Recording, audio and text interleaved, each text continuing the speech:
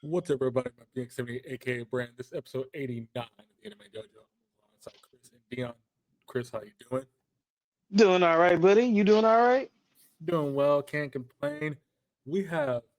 I'm gonna mention this because I'm gonna thinking about it now. So I said the number. We have 11 episodes. And we have 100. That's gonna be insane to think about. We'll get down to that road eventually for the podcast. But tonight we have a couple things to get into. A bunch of new shows have been hitting. So we got uh, release dates for Hell's Paradise. We got release dates for number 8. We got release dates for a bunch of different things. We'll talk about that. Then we're going to kind of put those all to one together. But then the other thing we're going to talk about is the fact that Demon Slayer finally got its release date for the first movie and how it's going to be released across the world. Also, we're just going to kind of talk about what that curtails because that also kind of can give us a indication of what the how the movie release schedule will end up being. I think there's a big key with how they're doing this first movie. And I can explain why. The last thing we'll talk about is something from IMDb. The top 3 rated episodes from IMDb of anime last year. The top 3 is actually very interesting. It's a very interesting list, but and they're all in the 9.5 range. So three different shows, 3 different episodes, all 9.5. We'll talk about them as well. But why Deon's off for a second, we're going to talk about this first. And I know Chris is coming to talk about it because we did talk about it. The first episode of Sakura Days. How can I put Woo! this? There we go. There we Bro, go. I think Netflix said it best. If John Wick was a Family Guy, Yeah, yes, absolutely, absolutely. I Me and Chris watched it the other day. It came out on Netflix in Japan. In Japan. The first 2 episodes came out in Japan. 1 episode in the U.S. and I think across other regions of the world. The second episode is going to be this weekend. Japan will have a third episode, so the one ahead everybody else. Um, but yeah, the storytelling, the characters, the the way the emotions and the the the way we handle certain situations of how we find out how our main character got to the point he's at now. And then the bigger thing about the show, which I appreciate so much, which is something you don't see very often, is the fight scenes. The fight scenes are very well done, very choreographed, but are legit some of the most interesting things they could do just using they are using weapons for the most part, but like non non-traditional weapons. So like chopsticks or main character uses chopsticks and wants to catch bullets. He's using a taser to do some damage. Like things like that are interesting things to look at. I don't know what's even I don't know how Chris thinks about this. We watched it in English. I think it's English first, then you can go back and watch Japanese. The English dub sounded really good. What do you think about that, Chris? bro. Like I forgot I was watching. I can't say I forgot I was watching an anime, but I did forget I wasn't reading. I wasn't reading anything. Yep. Like honestly, it didn't dawn on me that it was dubbed until you started talking about it now, right here now on the podcast. The thing about Yeah. it, that's the thing about it. It didn't hurt the fact that it was already dubbed. Usually things with like that, it'd be like, oh, it's dubbed already. That's kind of odd, and it feels out of place. Not in this case. It worked to a T, to the point where you were like, huh, okay, wait, It did. It worked really well. You're right. these Hmm. characters sound amazing. These characters sound interesting. These characters have these backstories, the way the mannerisms, the way they talk, all that Just work. And everything about them, bro. Like the story was well thought out. How he got from plan A to plan B, like how he figured stuff out. Like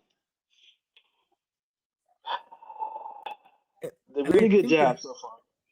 And I think the thing is, and I'll bring this up because people have been talking about it. There's been things about it online, on with a YouTube video I watched, and then a couple of things online about it. I think a lot of people thought this would be some of the greatest. This show was going to do good. Soccer Days was going to do good no matter what was going on. But I think a lot of people wanted Soccer Days to be this massive thing where this has like Demon Slayer level animation, or even JJK level or MAPPA level animation. But the animation style is really good. I don't think it has to be movie quality. I don't think it's gonna be, because the team behind it, I forget this, the team behind it is not a big team, but also they've made other things and are actually good at what they make. So I'm like, I don't know.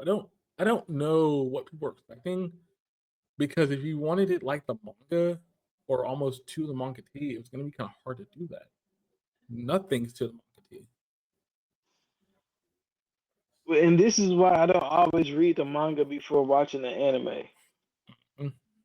Because if I read the manga, I'm probably won't watch the anime. Yeah. Oh yeah. And that's the thing I think I'm getting with this. Like, I didn't want to read the manga for this. I'm actually kind of happy I didn't, because seeing the story play out, seeing the stuff with the characters, and kind of getting to learn what these characters are about and what their motivation was awesome. And I think the thing about it is our main character basically found love. That's the basic premise. He found love and he stopped doing what he was doing. And one of his former partners was like, "Well, why'd you stop doing what you're doing? You're one of the greatest assassins. Why did you leave all this?" And then he slowly figures out, oh no, he's happy. He's happy. His little girl, he's not really caring about that stuff anymore. Ultimately, I think that was the other big issue. I think the other big thing about it is like the story's simple, but it works simply. Nothing over the top, nothing crazy, and nothing out of the ordinary. I, I don't know, man. Like maybe the action scenes were a little bit over the top, but that's what I like about it, though. Like yes, because I mean, bro, he spit out with a gumball and deflected a bullet. bullet. Gumball deflected the bullet, used another gumball as a slingshot to knock out the. It was like the fight in the actual store that he works in was so fun, because you're like, he's using things around him to do the fight, but also he's using his surroundings too. So he knows the store like the back of his hand. He knows what the store is like. Say what? How? Doesn't make sense, but it makes sense. Okay, cool. Um, and then I think the other big thing from this story I love is the fact that even though the character of Sakura is big, the man still moves like a feather. He's nimble, he's fast, he understands his surroundings. He even figured out how to do certain things to make it, to put people off guard. Even to the point, his best friend, his former partner, was about to get killed by the people he worked for, because he was like, "You didn't kill you didn't kill the man, you didn't kill Sakura, so we're going to end up hurting you." You know what he did? And the scene that they do this in is amazing, where he switched the store around. His wife and daughter are gone, and they just show all these weapons and things he has from over the time period. And he just pulls out a taser, puts everything else away, walks off. And you see him come in that next scene before his former partner gets killed. It's like, man, you knew what you were doing right off the bat, and you didn't have to worry about a darn thing. It was a thing of beauty. This show is fun. I think that's the Yes. big thing I'll take away from it. Spoilers. uh, We said no I such thing. We said no such thing. you're so listening. I will say, if I had to give that episode a rating, I think the first episode of Soccer Days would probably get like an 8.5 from me. I would have given it like an 8.8 or something because it was well thought out. Now, if they can, that without being the first episode, I expect it to be good because as Yes. soon as it's not, I can, it's like, okay, what happened? Yeah. Like, I That's right. started off great. So, But I also think too, the pacing wasn't even that terrible. The pacing was really fun, really interesting. The pacing was there. The pacing was there within 5 seconds. You could tell the pacing was quick, snappy, but also When it needed to slow down, it slowed down. When it needed to speed up, it sped up. So they knew how to balance out that very well. And it's going to be one of those top contenders for like anime of the winter pretty easily. Now, Deon, I also made a pretty bold claim to Brandon earlier too. I said that solo leveling biggest competition this evening is Shangri-La. Oh, really? As far as action and action scenes.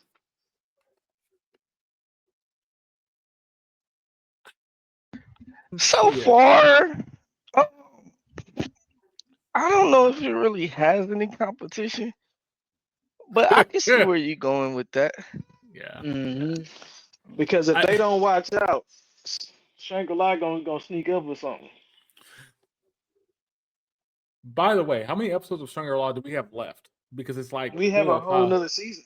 They're Oh, we do? continuing this season. Oh yeah, They are continuing. Yep. That's right, because they're doing a 2-core thing, which is so funny to me because it's like, oh, they did that whole split core.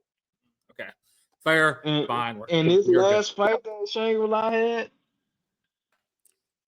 bro, that was pretty epic. I'm not gonna lie. Yeah, that was epic. I'm catching up. With it. It's one of those. You ain't seen it yet, bro. It's like, oh man. You know, I'm catching up, but I know the fight. I've seen the first fight they've done, the first part of the season, and a couple other things. Like, okay, they're getting there. They're building up. I'm not gonna spoil it for you. I'm not gonna spoil it. Rolling into that, gentlemen, let's go to this. Think about so we're having, like I prefaced in the open, Kaiju number 8. We have the fact that we got the Hell's Paradise trailer and review for 2026. We got a couple of things coming out this year alongside the announcement that we're getting another season of Let the Screaming Soul Retire. I'm gonna ask Deon first for this. What is your most anticipated from like the stuff we've seen? List like most anticipated show for the rest of 2025. Because right now, 2025 looks like gonna be a massive season for anime. Honestly, it's a toss-up, man.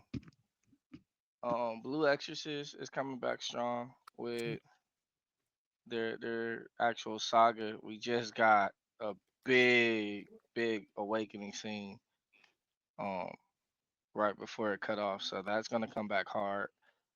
Demon Slayer, of course, left us with a nice taste in our mouth. But these are some of the bigger ones. Grieving Soul.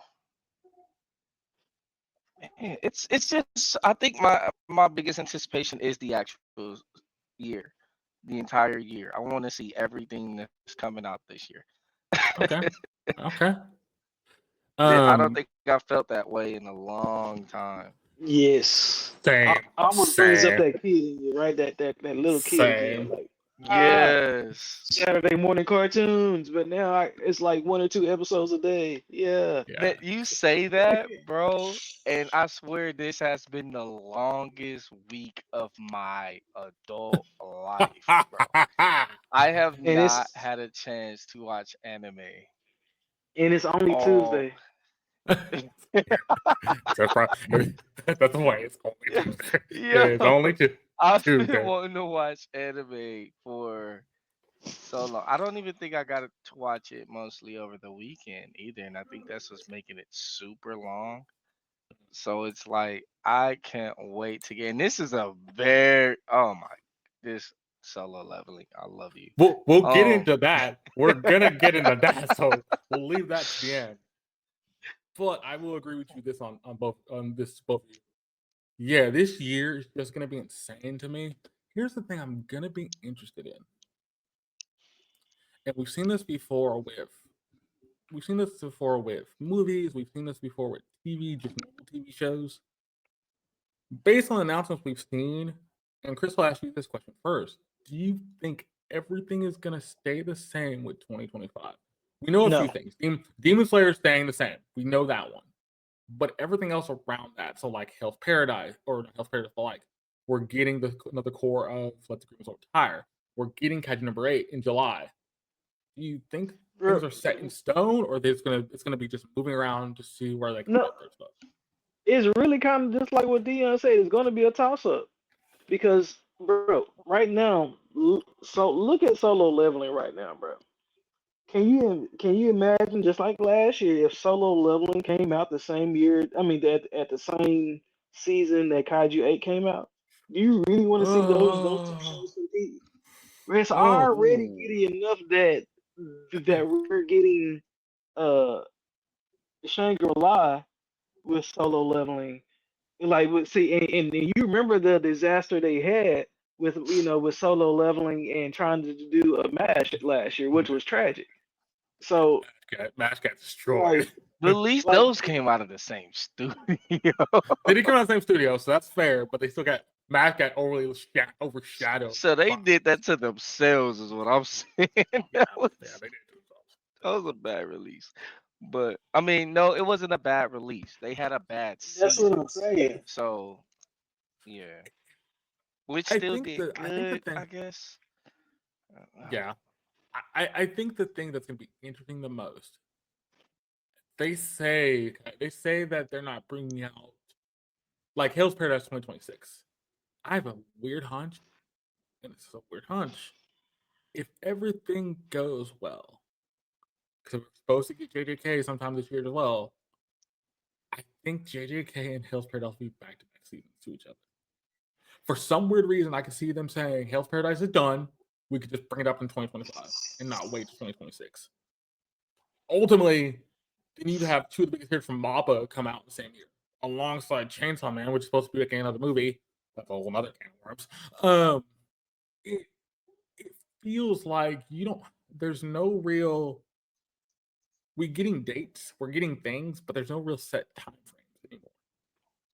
Because also, if we're getting the Grieving Souls announcement, I have a high hunch that they've already started on season 2, core 2. Which Quite possibly. means, huh? I said quite possibly. Which also means we could see that again before the end of the year, which would be insane to think about. Yeah. Because that also would tell me they've been working on it for a while. You know it's insane to think about?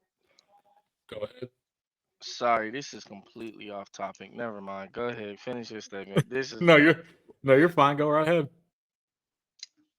Disney has one of the most anticipated animes releasing at this very moment right now that we're talking. Bruh. I knew somebody was gonna bring it up. Which one is that? I have to think about it. Sorry, rack my brain for a second. Twisted Wonderland, Oh, yeah. based off the video game Yeah. that no one played, but I have no idea why this anime. Maybe because it seems like the truth. Like, Yep. Like Disney but found a way to tell the truth on something. yes, like, oh man, well, everyone is already assuming it's really about, and now we get to see it play out. But Like the thing yeah, is too, going back to your Shangri-La argument, Chris, and I'm gonna bring this up now. Thought about it in the back of my brain. When I got back and we talked about Soccer Days. And you kind of popped in there for a second. Let's talk about it. Soccer Days is slowly gonna eat out both those shows. You know why? Because wait. Sorry, go ahead. I think Soccer Days is gonna split between. It's gonna probably take a lot more out of Law and Soul Leveling, only on one thing alone. I think it's because that story of Soccer Days was so hyped up. Everybody wanted to see it. Like Soul Leveling, it's one of the things where we know what Shangri-La is. Everybody know what Shangri-La's been. The other two have a big enough fan base where they can keep bouncing off each other. And you say the fight scenes in Shangri-La good, Chris? The fight scene in Soccer Days for that first episode was on fire. You right. It wasn't. You got a point. It's not Solo Leveling. It's not Soul Leveling bro. fire, but I think Now- it's Shangri-La type fire because it can. Now, it can okay, it is more of a comparison to put Sakamoto Days up against Shangri-La because they're around the same kind of family oriented type of deal. I can Correct. get that. But that's why when I said earlier I was more so admitting more to the action scenes, like to the scenes themselves. Yeah. Now, if you put the scenes up and rated them from first place to third place, I would low key put Solo Leveling first place, Sakamoto Day second place, and Shangri-La in third place. Only because those are the seriousness of the levels that they put themselves And Shangri-La third place. in. Now, granted, I haven't seen Sakamoto Days yet, cause it's where, yeah, the Netflix. devil's nest. There's a whole reason for that. You want but to hear that rant? There's an episode we've done. I think it's episode like 67 or 70. We did about this. So you want to hear all that rant? Go right ahead. It's a go run but that back a couple hundred times. And- go ahead. We'll continue. but to say over the, I mean, spoilers if you haven't started watching it yet, but over his chance encounter with Now you know the what though? Are you right? I had to think about that because simply because like they've had more time to expand their fight scenes and show what they can do. So you are right. They should be in second place. I need to change that. yeah, we cooking with hot grease now. The stove is You know on, what I'm baby. saying? You're right. But at the But same time, it should be noted that they have the potential to catch up with To them get up very there. quickly. Very quickly. Okay. Hey, you finna make me get Netflix real quick. Just, I mean, I mean, for I'm any that I law can. enforcement watching, you finna make me get Netflix. the reason I bring this up to end off what we're talking about here with all this new stuff coming out, there's gonna be a thing that I think we haven't seen in a long time. It's something that TV does that it's always a thing that TVs always have to deal with, and streaming services don't deal with it much. Genres don't deal with it much on streaming in general. So the big thing I'm talking about here is ratings. What gets people's eyeballs? What gets people's attention spans? What gets people to keep watching? That kind of stuff. Here's the thing: streaming doesn't usually have to deal with that because you're gonna like for Netflix, you can binge watch Disney same way, Crunchyroll same way to a point. But when you have competing shows like we're having this season and other things, other smaller things coming out that we've kind of me and Chris have been watching from High Dive and other places, where's your attention span? What you're gonna keep following? What you're gonna keep watching? What are you gonna keep your eye on? Because you only got time for so much stuff in a day. So Correct. That's going to be the interesting point as we get to the middle. Did we get to like the middle of 2025? So May, June, July. What is that summer season going to look like? Because that's the one I'm really interested in. Summer's going to usually be lackluster, but you're telling me Kaiju number 8's going to come out in the summer? That changes the ball game because you now tell me one of the biggest animes from the prior year from 2024, early 2024, will come back in the summer of 2025, and you probably can put some stuff around it. I don't know. You give me you give me a thing of like maybe JJK comes back in the summer. Maybe the fact we might get smaller things. Bleach comes back. It could be anything. Let me ask you this, B. Go ahead. Do you think that the way things are standing now, any other season could top this? I'm not even gonna say winter release, just this January spread. Do you think any Oh, season can come harder than just this January spread? the only season that could probably do it is gonna be either when fall hits. Because, and let me roll into this, ladies and gentlemen, we're gonna talk about this now. Only reason I say that is because we're getting the Demon Slayer movie September 17th in the United States. The thing about that is that's the first movie. The thing about that is it starts going around the world on September 12th. I think it's Japan first, then it goes to Canada on September like 15th, the 15th or 13th, other parts of Europe. So it's a week long kind of thing where it's between weeks. To answer your question, Deon, once that movie comes out, that's right at the end of summer, technically. Yeah. I could see it hitting Crunchyroll pretty much within by the That fall season. middle of November, end of October, middle of November, and that would pretty much outweigh anything that would probably come out that season for the most part. So you're telling me, and I'm not saying you're wrong, and I'm not saying you're right. I'm just putting my observations out. You're anticipating the Demon Slayer release to be bigger than One Punch Man's release. That's happening Mm. right about now. You're probably right, but I think because I think people have been waiting for this arc so long, and they want to see how that first movie pans out. And I think think that's they've going been to be waiting longer than they've been waiting for One Punch Man. absolutely, absolutely. And Ooh, okay. only reason I Okay. say that, think about this. Think about the fact we got last season. Think about the fact last season we got the thing where we saw the Muzan thing. We saw Muzan walk into the palace. We saw the master plan to pull up the palace with Muzan. All that stuff happens. What is the one thing people were all clamoring for? Because they said the last episode was kind of lackluster.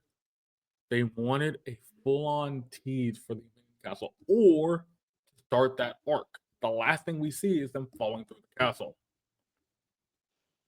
You cannot tell me when that movie comes out on September 17th.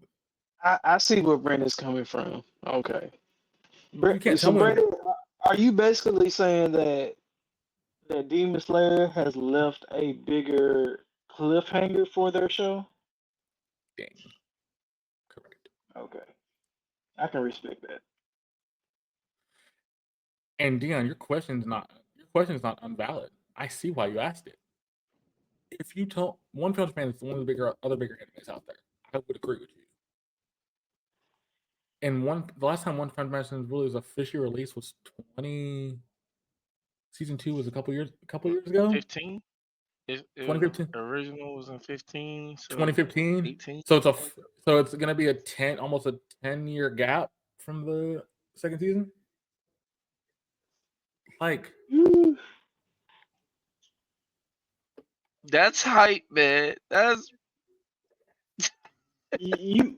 So it is like, how can I say it? Like anybody within, like Brandon.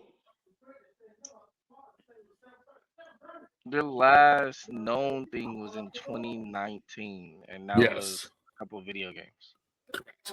So this will be the first time the anime has been back into a season since 2015.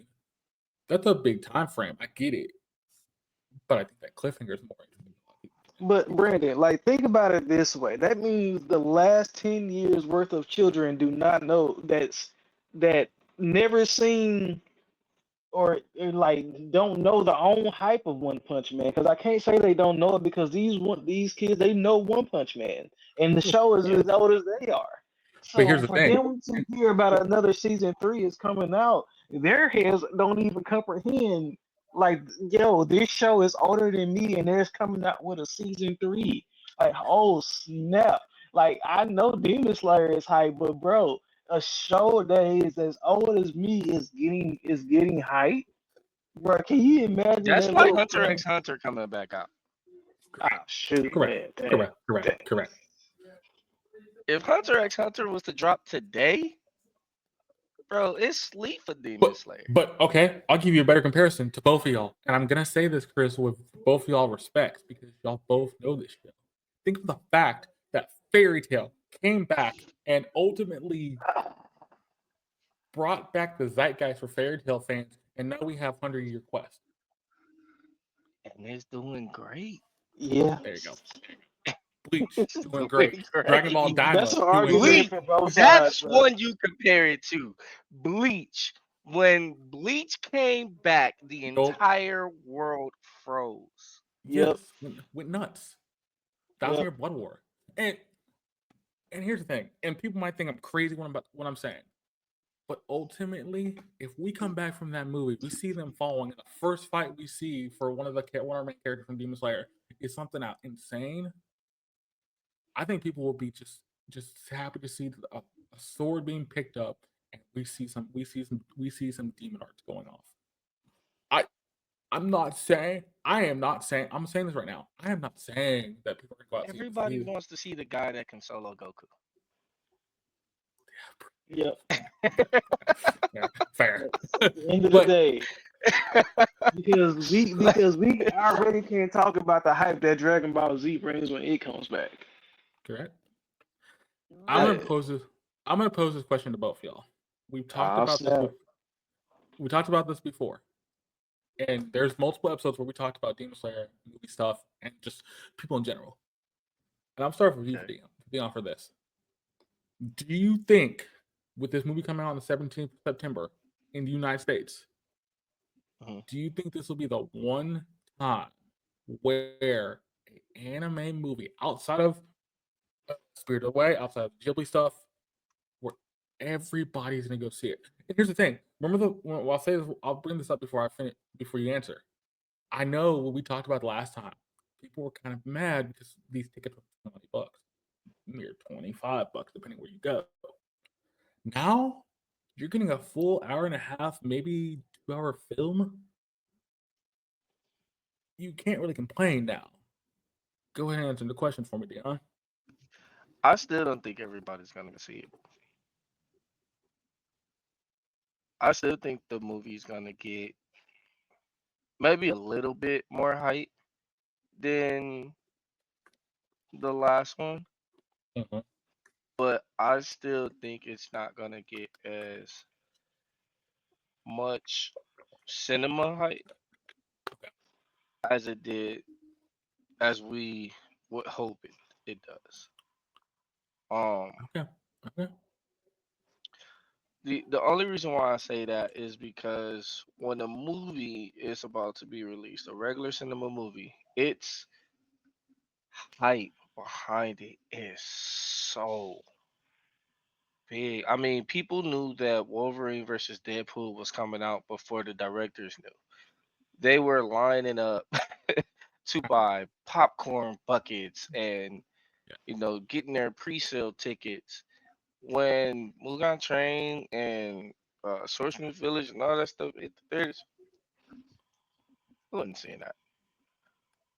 There was open seats in every theater, Yeah. There were. and I feel like that's gonna be the same thing. Now, as far as comparing it to any other anime, let's just face facts here. Animes do not do well in theaters. You're not wrong. So, do we have another movie that could come out and top it? Maybe. Is it here yet? No. That's fair. We see that with the JJ, with not the JJK, because JJK might could pull something off, but we see that with the solo leveling release. Yes, we did. But We it's did. it's not anime. People don't really go to movie theaters. That's the whole thing. Especially if you can go to a con to see it. There's the other. Still a small issue. I don't think this is going to be released in a con. I don't think we'll get any early footage of it from a con. If we do, it'd be surprising. Chris, to end off this, first answer the question I gave Deon, but elaborate on something for me. Do you agree with Deon that most people that are anime fans don't really go to theaters to watch movies? And if that's the case, here's my other big thing. I know they won't do this because I know what happened every time they try to do this. Crunchyroll crashes. It's crashed before because of everybody trying to find, watch them at the same time. Do you think the days of putting a movie out in theaters is going to kind of go the way of the dodo in a sense of you have Crunchyroll, you have Netflix there, just throw it on there and just get the viewers from Well, I see it from both points of view. Okay, because I like to go to the movies. I consider myself what some people would call a moviegoer. That means there are some movies that I will, but usually when I go see movies in IMAX because see a regular movie theater to me, I can recreate that in my own house, so therefore it's not worth it. That's not real cinema. You can notice I use a whole different plethora of different words when I explain cinema because it's a whole different background when you talk about cinema in such a way. Now, however, I, as an anime fan, I do like when anime films, movies do come out in IMAX. Notice I'm saying IMAX because any other time I can wait to see it on my own TV, whether legally or illegally. However, I see I can recreate that same movie going experience in my own home. Furthermore, if the movie is going to come out in IMAX, I would rather go see it in IMAX before. So for me, the selling point is IMAX. So therefore, I'm kind of giving more legitimacy towards Deon. Okay. Okay. It will be an interesting thing. Because I saw X go ablaze when that came out for Demon Slayer, but also YouTube go ablaze once I found out. So I don't really know where the line lie. I think it's kind of like what y'all are saying, but I have a weird hunch. If you're a fan who just got into Demon Slayer, or you're somebody who's and is clamoring to see what's happening, I think you're gonna have a lot of people go out in theaters to experience it with other fans. I'm gonna say it like this. I'm sorry. No, go ahead, go right ahead. Where you, if you're an anime watcher and you're on Twitter, you're gonna go see it. If you're an anime watcher and you're not on Twitter and you're on something like IG or what is left of TikTok, you're probably not gonna go see it. Most likely. I just brought. I think the pandemic killed movie theaters. That's the other thing I thought about. That was my other thought I thought about, but I was like, Yep. As I said, if I'm it's a not moviegoer IMAX, too. it's not worth it. but it's funny, like you mentioned, it kind of rebounded with Deadpool versus Wolverine. So, and also kind of Sonic 3 was the other one too. Sonic 3 is also a big one, rebounded but also rebounded a little bit. So it has rebounded. It hasn't rebounded till I think the point before COVID, where it was like it's not what it. Yeah, it I used to be. literally go to the movies every 3 Yeah. days, like 3 days a week at least. And every time I went, there was never any parking spot, no matter what time I went, no matter what movie. And I just go see random things. Like I'm a season pass holder. Like I'm a season ticket holder. I get free tickets on the daily. Like I go, Chris, you know I have the apps and stuff like that. Yeah. I go regular. Right. And no matter what it is, it used to be sold out. We used to have, movie theaters packed. Now I can go. I can be 20 minutes late. I can, stand in line. There's not really any lines for popcorn. Granted, our technology is a lot better, so we can like order on apps and order ahead, stuff like that. That's great, but it's nowhere near the struggle it was 4 years ago. No, not at all. So, and anime was barely a thing then. Yeah. So now with theaters being on life support and anime starting to come up, I don't know if theaters can be the thing that push, or anime be the thing that push theaters or people to go to theaters. But it's not gonna hurt them to do it. No, not hurt. All right. Let me know what y'all think in the comments about this. I want to talk about this because it's so interesting to me that we got the summer announcement. The other big thing I think about this now with this getting a summer announcement the way it did for the Demon Slayer movie, I think we're getting it. We're not going to get another movie in 2025. I don't think if we do, it's going to be late in 2025. The best bet, I think, we're getting another movie in 2026, then 2027. They're going to milk this for all it's worth. ultimately, not a bad thing. I think that's just the way things are. So you have a movie per year, basically. But yeah, we'll see what happens. I'm looking forward to it. I know these guys are looking forward to it. We saw Sword of Village in theaters. Would I go see this one in theaters? Yes, I do agree. More Chris though, I would probably do IMAX for that if I had to. Or what I usually do like student movie grill, where we went to go see. I think we went to see it in IMAX. Sword of Village, and that was fun. So I think that's just depending on what kind of theater you're going to. A normal theater won't really work. I think you have to go to like specialized theater. But before we get Yeah, I'm into not going alone. yeah, no, that's the thing. I'm not gonna go by myself. That's the thing I don't do.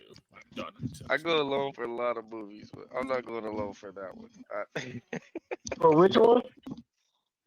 For Demon Slayer, it's got to be a group thing. I don't know if I can do that one alone. I want to go see a lot of things alone. I seen Deadpool versus Wolverine alone.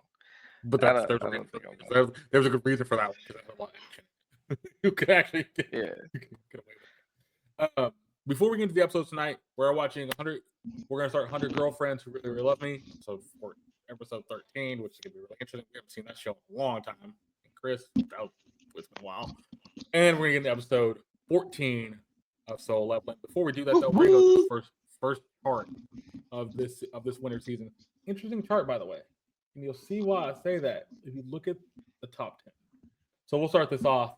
I have a crush at work is at 1. The Blue Box is at 2, which is continuing last season. Soul Leveling's at 3. I get married to a girl I hate in my class is at 4. My Happy Marriage season 2 is at 5. Dr. Stone's at 6. Any way I fall into love with you is at 7. Honey Lemon Soda, which I need to watch. I haven't seen that yet. Watch that. That's at 8. The previous to my career is 9, and Detective, Doctor Detective is at 10. Chris, what do you think about this first chart? This is from January 3rd to the 10th.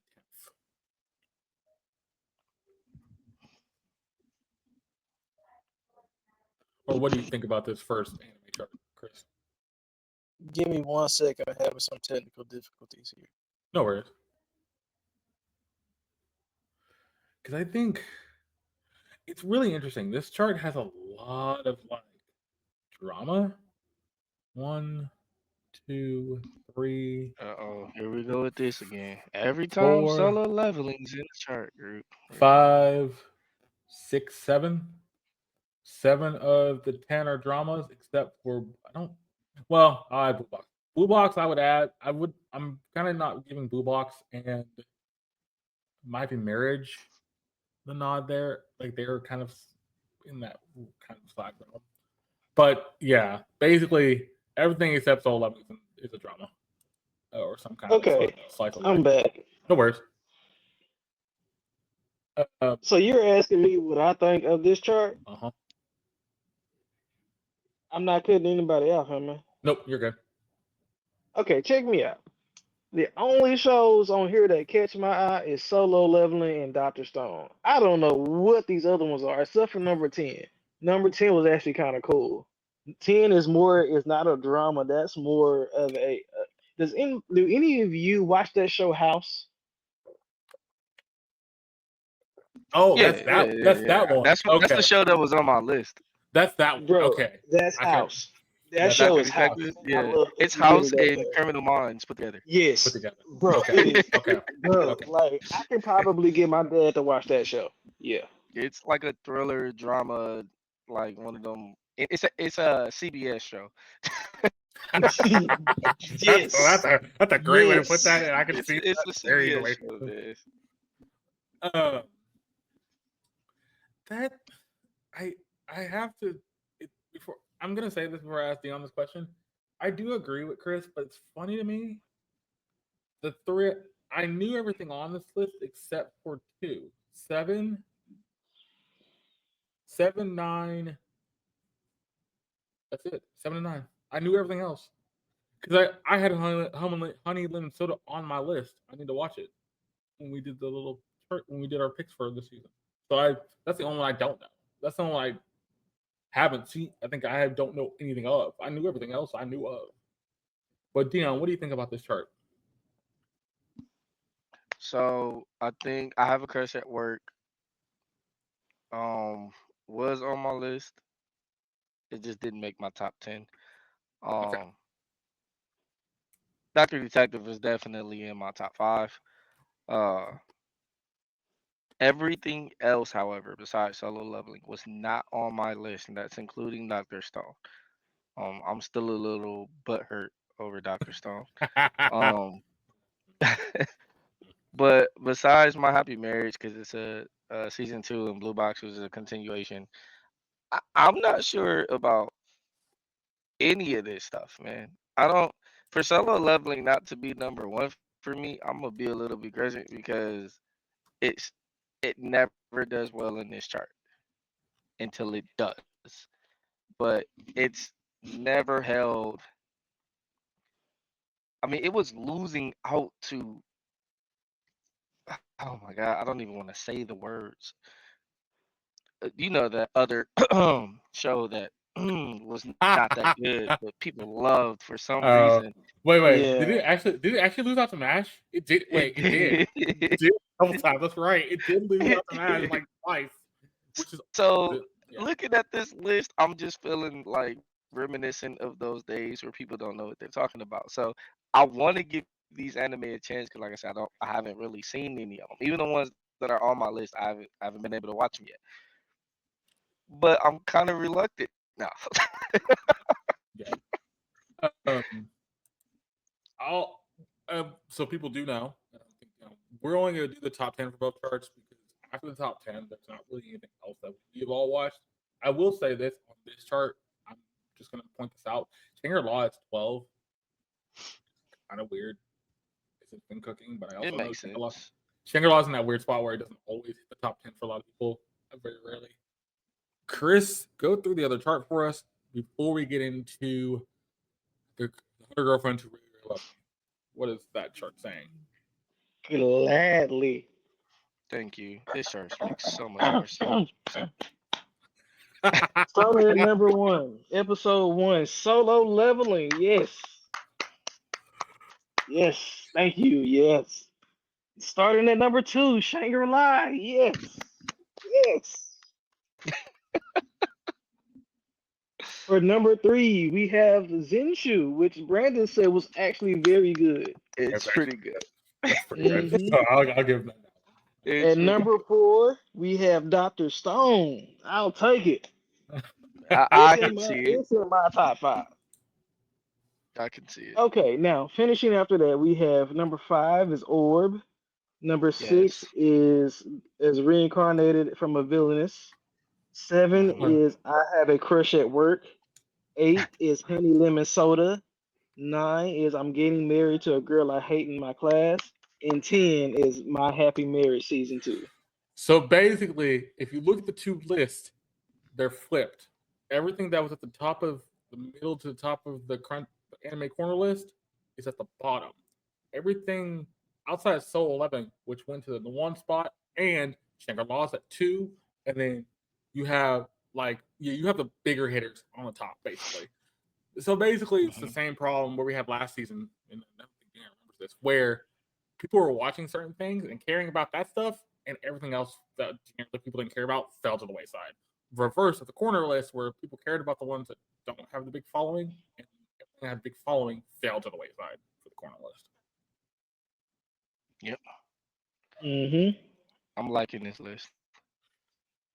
We'll see what happens. This is only the first chart. I will tell you right now, Soul 11 is going to hit number 1 on the corner list at least once, maybe a couple times. There's nothing else that can really beat it out outside of Shangri-La, but Shangri-La is not going to hit the top 10 on the corner list. So I don't know, man. You keep your eye on Zenshi and Dr. Stone. Even Orb is doing really good on Reddit right now. Dr. Stone, Orb, and I think if the house show does well enough at points, I think that could hit the top 5 some random week just because what it is. Do But we know ultimately, where that is on this list? Is it on the Reddit list, Chris? The house show? Which one? Let's see. The The doctor, Doctor doctor, Detective. doctor detective. Yes, it is actually number 20. Oh wow, it is Oh. super low. Okay, that's Mm. low. But no, Which I wouldn't say it's low compared to this list because when you look at this list and they list the top 30, even the ones that are the top 15 are notable. Yeah, I'm looking at we'll, the 15 now. Yeah. Hmm I think that's going to be the thing. Reddit has a different view because Reddit does watch. The Reddit one does watch time, people actually engaging with the stuff. The Crunchy one's more voting, and I think with the Reddit one, you can see people are engaging with soul leveling more because those things have been hot. I think the other stuff for the Reddit one's kind of still there. It still works, still getting a following, but not as much. But the other ones for the Crunchyroll one is more, or the anime corner one is more people liking the jokes over stuff like Soul Level. But Soul Level is still top Dang, 30 Headhunter something. to Another World is higher than it? Which one? Sorry. I thought I was muted. Uh I don't know, but you're good. Headhunter to Another World. But Headhunted to Another Words actually, I like it. It's It's good. I'm decently just good. saying it's higher than the Doctor Show. I was just looking at that. They're Yeah, like there's a lot neck of things. and neck. They're Neck and literally neck. right next to each other, but Wait a it's minute. not So with the even. Doctor Show, which episode of the Doctor Show was that? Hold up. This should be all first episodes, It's I the think. first ones, right? No. Oh, No. there's a couple This is that the second one. there's a couple that have some. They're rating episode 3. Oh yeah, it's way ahead.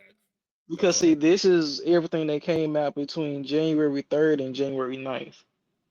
And the So corner one is 9, 3, and 10. So it adds the extra. so it's so they these charts are pretty close. They're just one day off. One day off each other. Yep. So like Okay. so they're saying so episode 1 of Solo Leveling, episode 13 of Shangri-La, episode 1 of Zenshu, season 4, episode 1 of Doctor Stone, and episode 15 of Orb. So like they actually rate what episode came out that week. If I Unlike go back to the chart from this one last week, since 2 episodes of the Doctor Stone, they actually rated both shows and on both charts, and I think it came out higher last week. Yeah. Yep. I think Dr. Stone is approaching their calm stage right now. Before the storm kind of stuff. Yeah. Okay. They typically do it every season where you get like 2 episodes really hyped up and then you get 2 episodes of all science and math and it's all calm and stuff. And Yep. Well, but I like that part of it. That's the nerd part of me. However, no, it's good, but yeah. but I will say we know that Dr. Stone is going for 3 cores. Yes. And for those of us that have watched the first episode of the 4th season, they are really finna tackle a whole lot in 3 cores. Like Yeah. I'm honestly surprised that they're gonna do just 3 with everything they plan to tackle. Yep.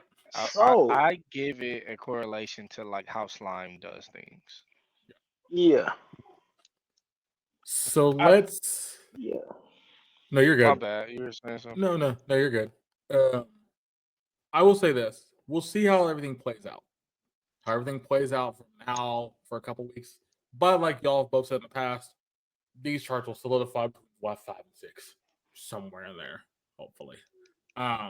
Whenever that happens, we'll see where it ends up because I think that's going to be the big thing with the winner. There's nothing like amazing. Cell Love is the most big thing. Apothecary Dice is the other. But even then, we still need to figure out what else is in the middle with everything. So we'll see. Let's get back into a show that I think I don't know what I'm about to get into. Man, last time we left off the 100 girlfriends that really, really loved me, I think the last girl we met was kind of odd.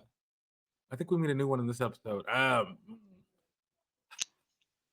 gonna, man, I'm just gonna watch it. We'll see where this goes because at this point I don't. Chris, do you remember how much do we really enjoy this, or do we just kind of like watch through and just kind of cringe? Okay, so my thing is that it it started out really in the beginning. It started out kind of cringy and it really kind of immature-ish in a way.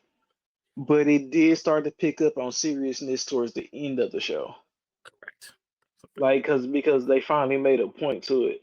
But They do. however, I can't really. I didn't see the last two episodes for whatever reason, so I can't speak to that. That's on me. I remember seeing the last two episodes, and we met one girl. We met a new girl in this episode. Let's see how this plays out. So in a second, we'll get up to episode 13 of the Girlfriend. I really love you. In a second, I'll count down 3, 2, 1, then we get going. This first episode is going to be a trip for all of us, I assume. And and then we'll review it after before getting soul level. Like this is going to be like a small course. Our main course is something we all interested in the most.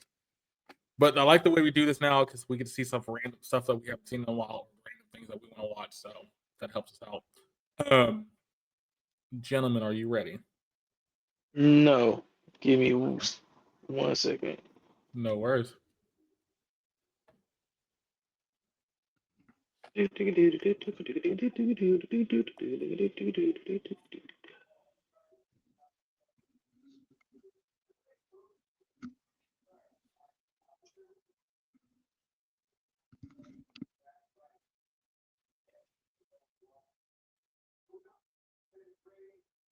I am ready. Okay. In 3, 2, 1, let's go.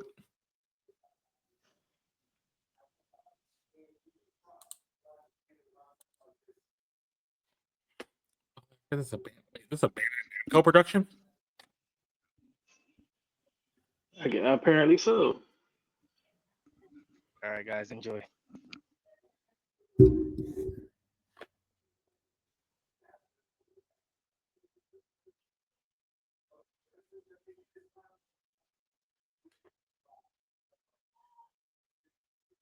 Oh, they're cussing Wait, now.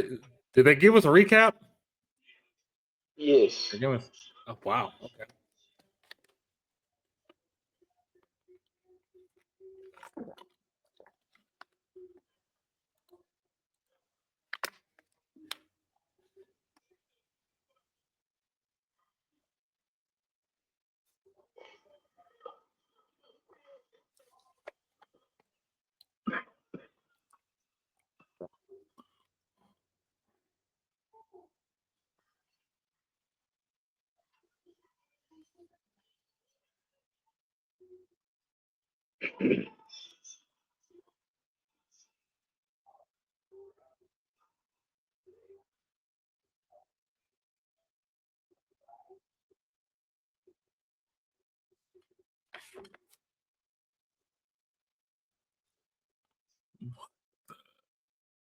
Huh.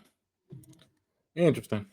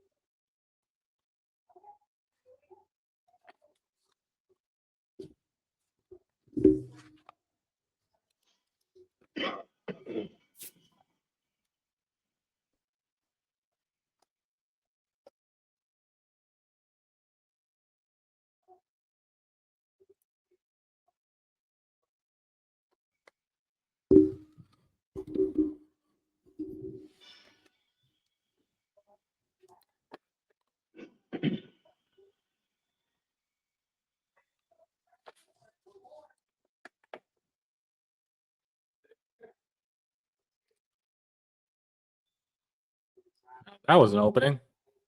Yeah.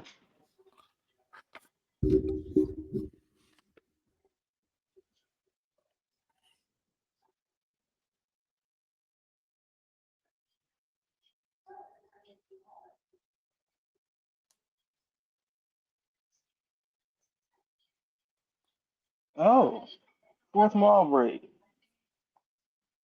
Yeah, Say what? they're doing a fourth wall break. Yeah.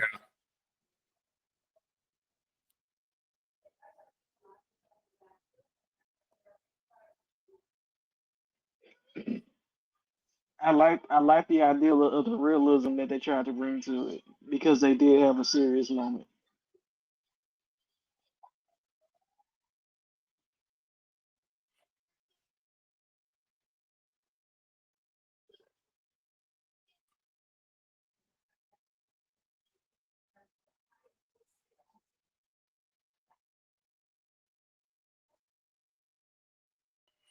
What the world did you just do?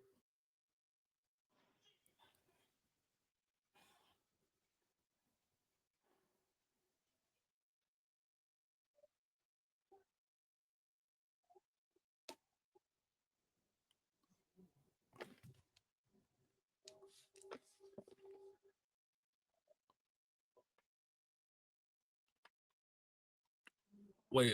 We just did a Oh boy. what? We just did a fourth wall break to a fourth wall. What the world? Well, they did okay. They're doing a fourth wall breaks because they understand that it is a anime and they're in their second season. But just because it's an anime, does only 3 months have passed for their relationship.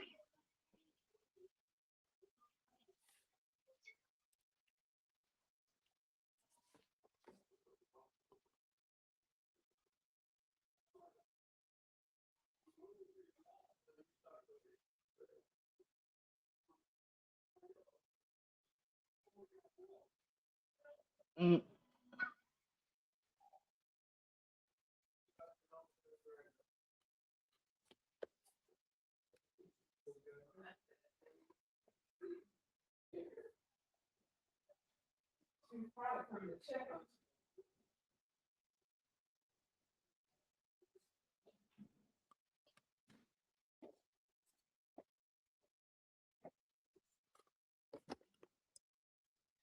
Okay. Oh, I know what happened. I get what happened.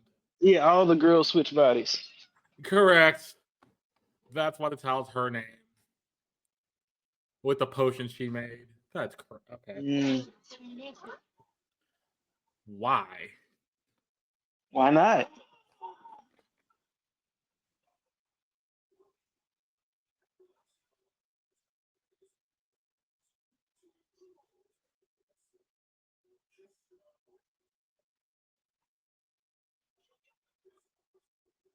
Wait. The girl that's always angry is in her body, and the girl that's not angry is in that girl's body. Mm. Yep. Wow. Okay.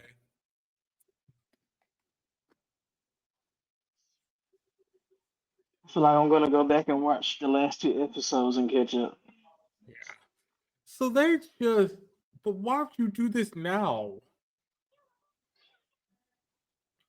It makes it kind of odd that you do a fourth wall break and then do a whole body switch.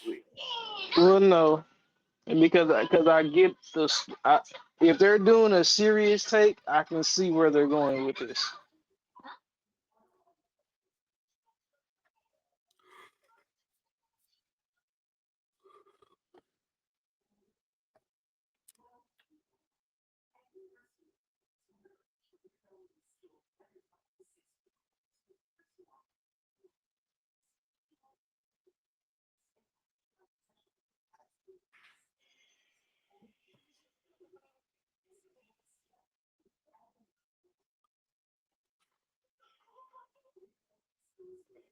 Oh god.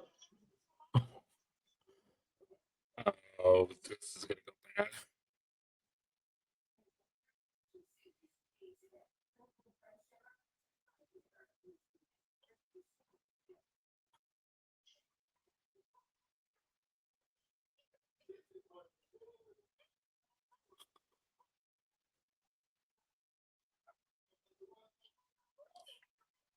Wait, is she supposed to be a grown woman?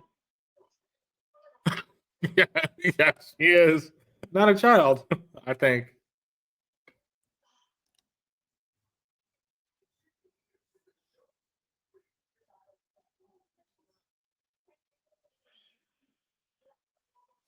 So did they figure out the fact that they just have to kiss each? Okay.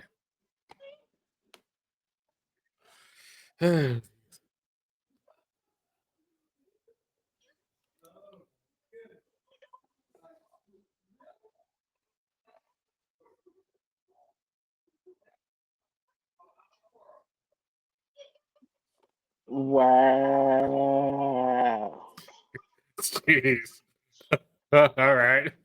Huh. Okay. Oh, it's like-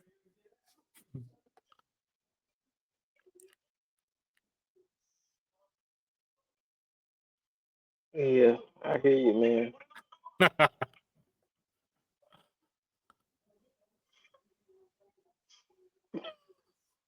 Why is he bleeding? Cuteness overload. Okay, that's a weird one to bleed though.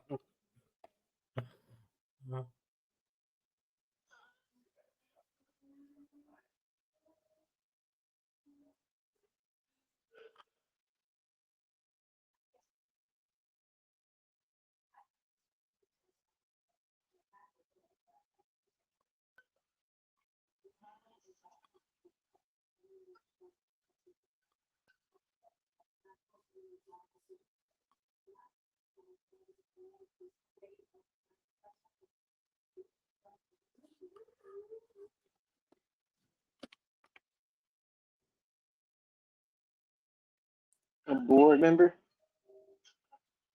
We definitely missed that. I definitely missed out on the last two episodes. I've seen the last two episodes, even this shit. I forget how I forget, but this is before they got. I remember the last couple they got serious. These weren't as serious. This one's not as serious. You can tell.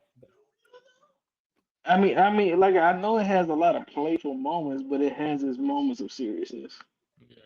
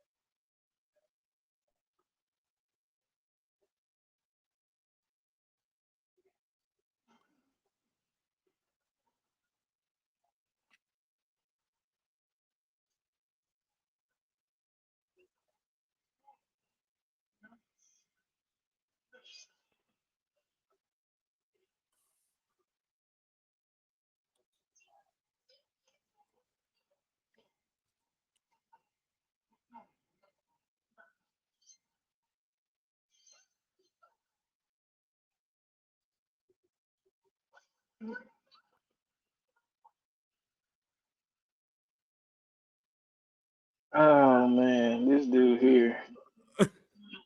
Ah, ah. Oh, jeez. Alright, so here's the new one. There's a new This is the new one in the episode.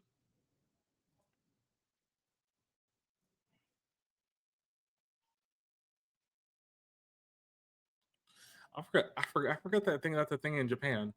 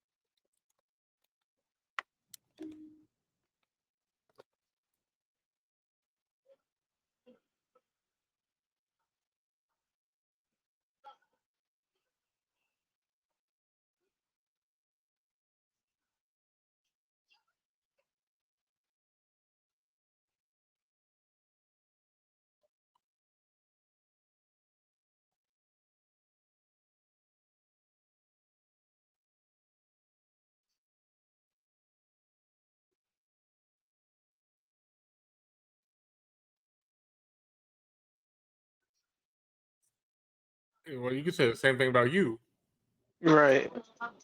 on both halves of that situation. That's why.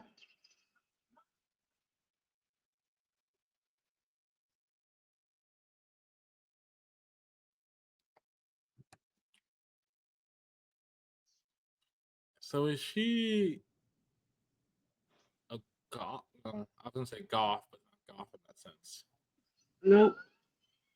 We're just Probably a otaku. Okay.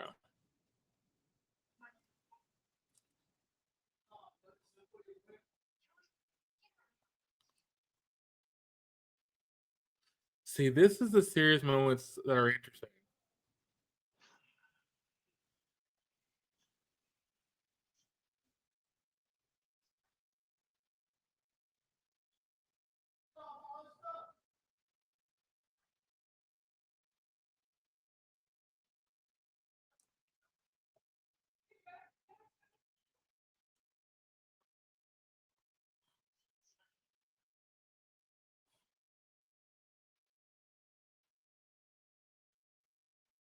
Ah, she's a foodie. Oh, okay.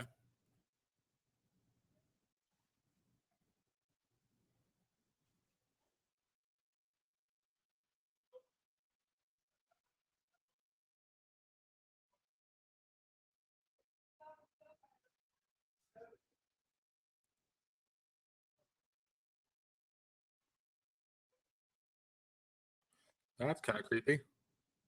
A foodie?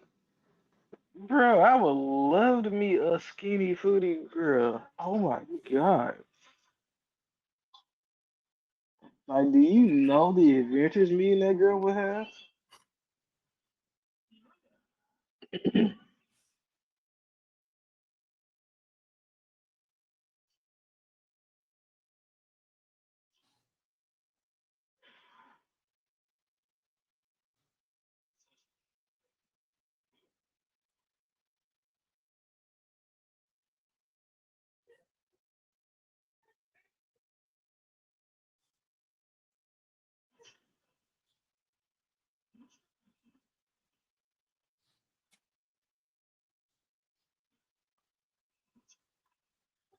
Oh, I get it now.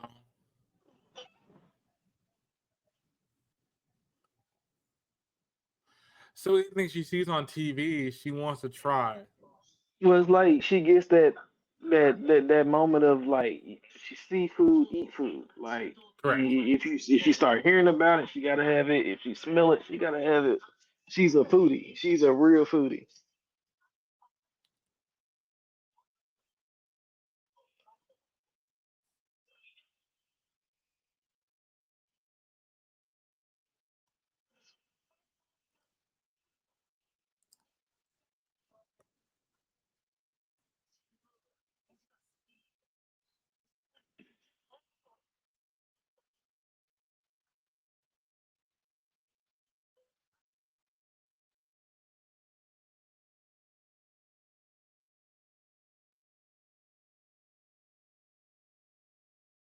What made her Mm. She don't understand why he being so nice.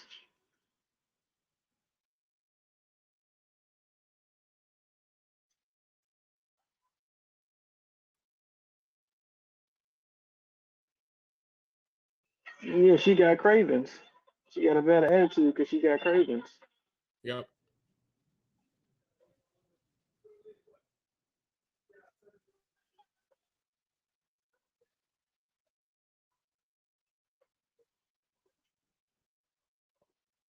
Now she figures it out. And here he comes to the rescue. Watch.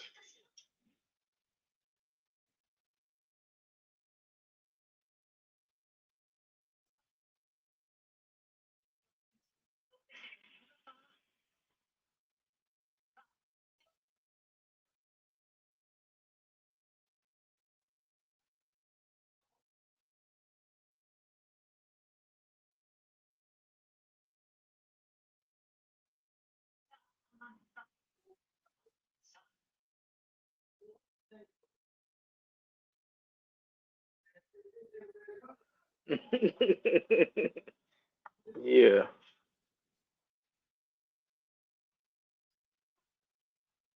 And all of a sudden her mood comes back.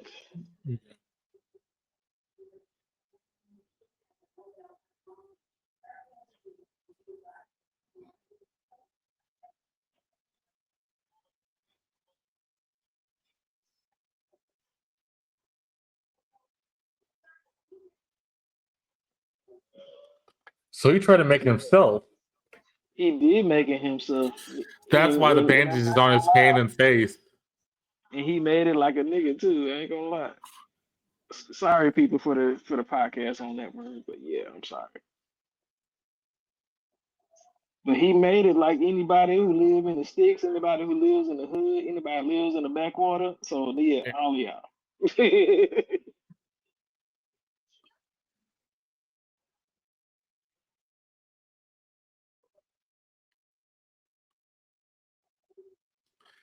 Something we don't do here very often. Yeah, I do it all the time. So do I, but you know what I mean in the sense like it's not something we as a country do very well. It's not something that people kind of get used to It, eating and not enjoying okay. Yeah. like taking the time. Like other like Europe and them take the time to eat and actually enjoy food. We kind of got used to just Well, eating. yeah, because America forces us to be on a time crunch. Yeah. But we're not gonna get into that. That's a whole nother story.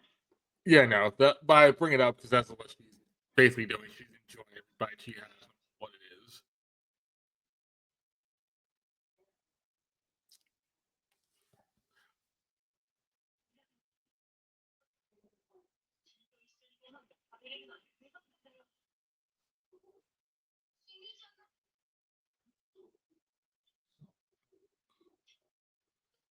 Kurumi.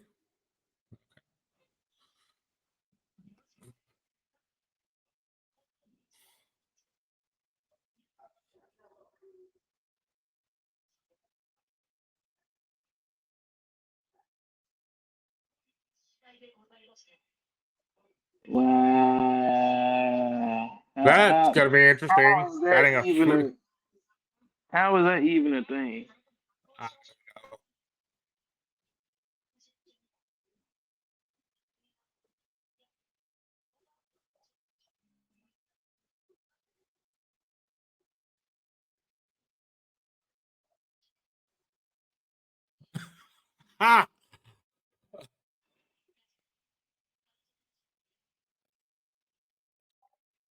know. Dang.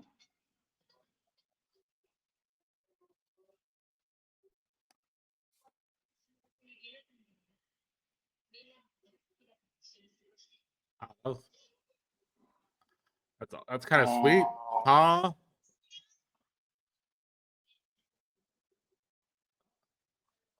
What's with them? I Yep. love that. Yes.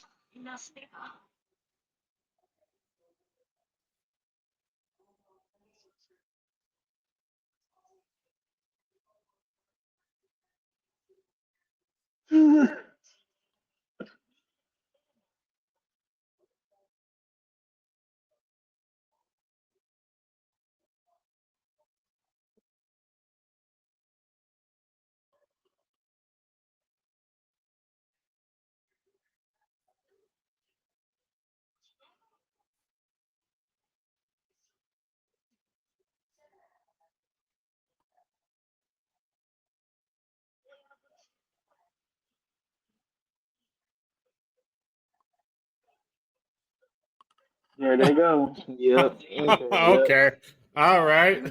You gotta fall in line. For a show we're coming back to, I have to give them some credit. At least they got you back hooked in. Is it the greatest hook ever? No, but at least it's hooked in. Um, this show starts off with a very simple premise. They're trying to but like they're trying like it's been 3 months. This is season 2. We need to shake this up. How are we gonna shake this up? Oh, one of the girls, the scientist girl's gonna make a potion. This potion can switch our souls to every other body, our souls to everybody. So a freaky Friday situation, basically.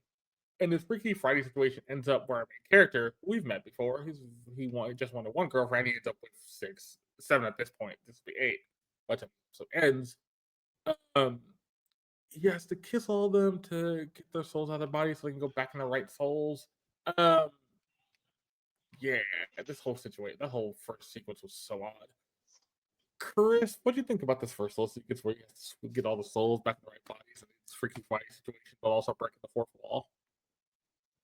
Okay, so if that was separate from the actual storyline of the manga, I would say it's cool. But since I don't know, I'm gonna treat it like it's in like it's all together. So I actually didn't mind it at first, but then they started to overdo it. But so it was just a mishap, a creative mishap, just to reintroduce who the characters were, and you Mm-hmm. know, like you're not supposed to pay attention to, of course, body types, but you're supposed to pay attention to personalities. Correct. I, So in a way, it was well introduced if you can see the outline of what they were doing. I like the premise. The only thing I agree with you on this though. I do agree with the fact it makes it feel like they. Hmm, how do I put it? It makes it feel like you have to, like you say, look at the personalities, not the people. And it's just kind of Yeah. like if you don't remember who the people are, you're gonna be like, "Oh, this is kind of odd. Who is this? What? Don't remember any of this." But it works. I think they, like you say, they went a little far with it, a little far, because at one point when he kissed all of them, he's about to get a nosebleed for. He doesn't get a nosebleed. He bleeds from his forehead. He has a overload kind of thing, and then it just snowballs from there. After he gets them back in the right bodies, they go kiss him again. I'm like, why? Like, what was that whole for? But I digress. I don't think it was terrible. I think it was actually really interesting. Like you say, if it was separate from the manga, that makes more sense. If it was part of the manga, that's just kind of weird. But so the only reason that makes me think it was a part of the anime and separate from the manga is because they actually said that we last aired in December of 2023. I looked it up, which is true, and our second season is in January of 2025. So our audience has been waiting over a year, but for us, it's only been 3 months. So like again, they kept switching it back and forth to put you back into the setting of where they're at. Yep. Um. Yeah, I think this was a good opening. I think it was interesting opening. After that, pretty much a long. That was most of the first part of this. It was the first like 10 minutes, which was a long time to do this for. Um. We meet. We see a girl walking to the cafeteria. We just see feet. We see our main character about to get lunch. The main character bumps into this girl who's wearing a hoodie. They kind of look at each other. They do like the little mind trick thing where, or not mind trick, but it's a thing where every time he looks at somebody and they kind of have like the eye contact thing, they kind of have that thing of like, oh, they're about to become girlfriend, boyfriend, girlfriend. His other next girlfriend in the list of 100. So he looks at her. They kind of have a. She has a really steely-eyed look. She don't really care much about him. Uh, she's trying to buy this egg on toast, which is a thing in Japan, which actually looks kind of good based on this video. But she doesn't have her wallet, so she comes to the bench. She's kind of out of it. He brings her part half of the egg on toast. She eats it. She explains that she's a foodie and that she just loves food, loves thinking about food, and every time she sees new food or new things, she just wants to try it. Um, out Outside of that, she gets very hungry and craves new things based on watching. So she has the earphones to hear this, the sound and smells of things. Um, yeah, and then we kind of see her run off really fast. Chris, what do you think about this middle section? We finally meet this new girl. We don't know her name yet, but from the time we get to lunch, the at the cafeteria to the time to sit on the bench, and then she leaves the bench and runs off. What do you think about this middle section? Oh, like okay, so I was a little off put by the fact that they wanted to introduce a middle schooler to this whole thing because then you're introducing an underage person into the stuff that they are been doing. So I can't say I exactly approve. However, the story that they did put around it was cute. Yes. So right now, I know the premise of this show, so I'm hoping that girl at least has a birthday coming up. That was my other question. Everybody else is in high school, correct? Yes. She's the first one that's not a high schooler because they mentioned. Well, we'll get to the later half of this, but they do mention later on the thing that she's trying to get food wise, she can't get because she has to be in high school, and he mentioned that to her. It is kind of odd to see a middle schooler part of this, but if you're keeping it like R-rated, you could kind of get away with it a little bit if you're gonna say like she's just gonna be part of the crew for food purposes and they have lunch together. Cool. I'm like you. I hope you have a birthday coming up, so it makes it easier to believe it. But we also know the age of consent in Japan and all that kind of stuff's a lot higher, a lot younger, so it doesn't really matter as much. Um, I think they'll never get to that point you're getting to, but it is kind of odd. It is very odd. I like the premise of the character. I think the premise of her like food is cool. All that stuff's interesting, but I think the rest of it's kind of yeah. So on the back half of this, she walks away. She's walking through the school. She's trying to find this thing she heard from a drama that people have been talking about, this food item. She's like, he asks her, "Do you want help getting the food item?" She kind of pushes him away, but she feels bad for pushing him away. And he's actually being nice. He's all doing these things. Eventually, she tries to go to the convenience store, tries to get it. She can't find it. She walks in the street. She's like, "Have I gone mad? Am I just out of it because I'm just caring about food way too much? Did I push his hand away? Did I push him away too much? All this kind of stuff." He was just trying to be nice. Eventually, they run back into each other. He was about to go into high school, but he said, "I got it done." He figured something out. They go to this culinary kitchen class, and he literally makes the sandwich from scratch with the permission of people. Almost hurt himself doing it, by the way. Like you see bandages on his face and all this other stuff. And they show him how he does it and all that. Looks insane. She likes it. She said, "Why are you doing this?"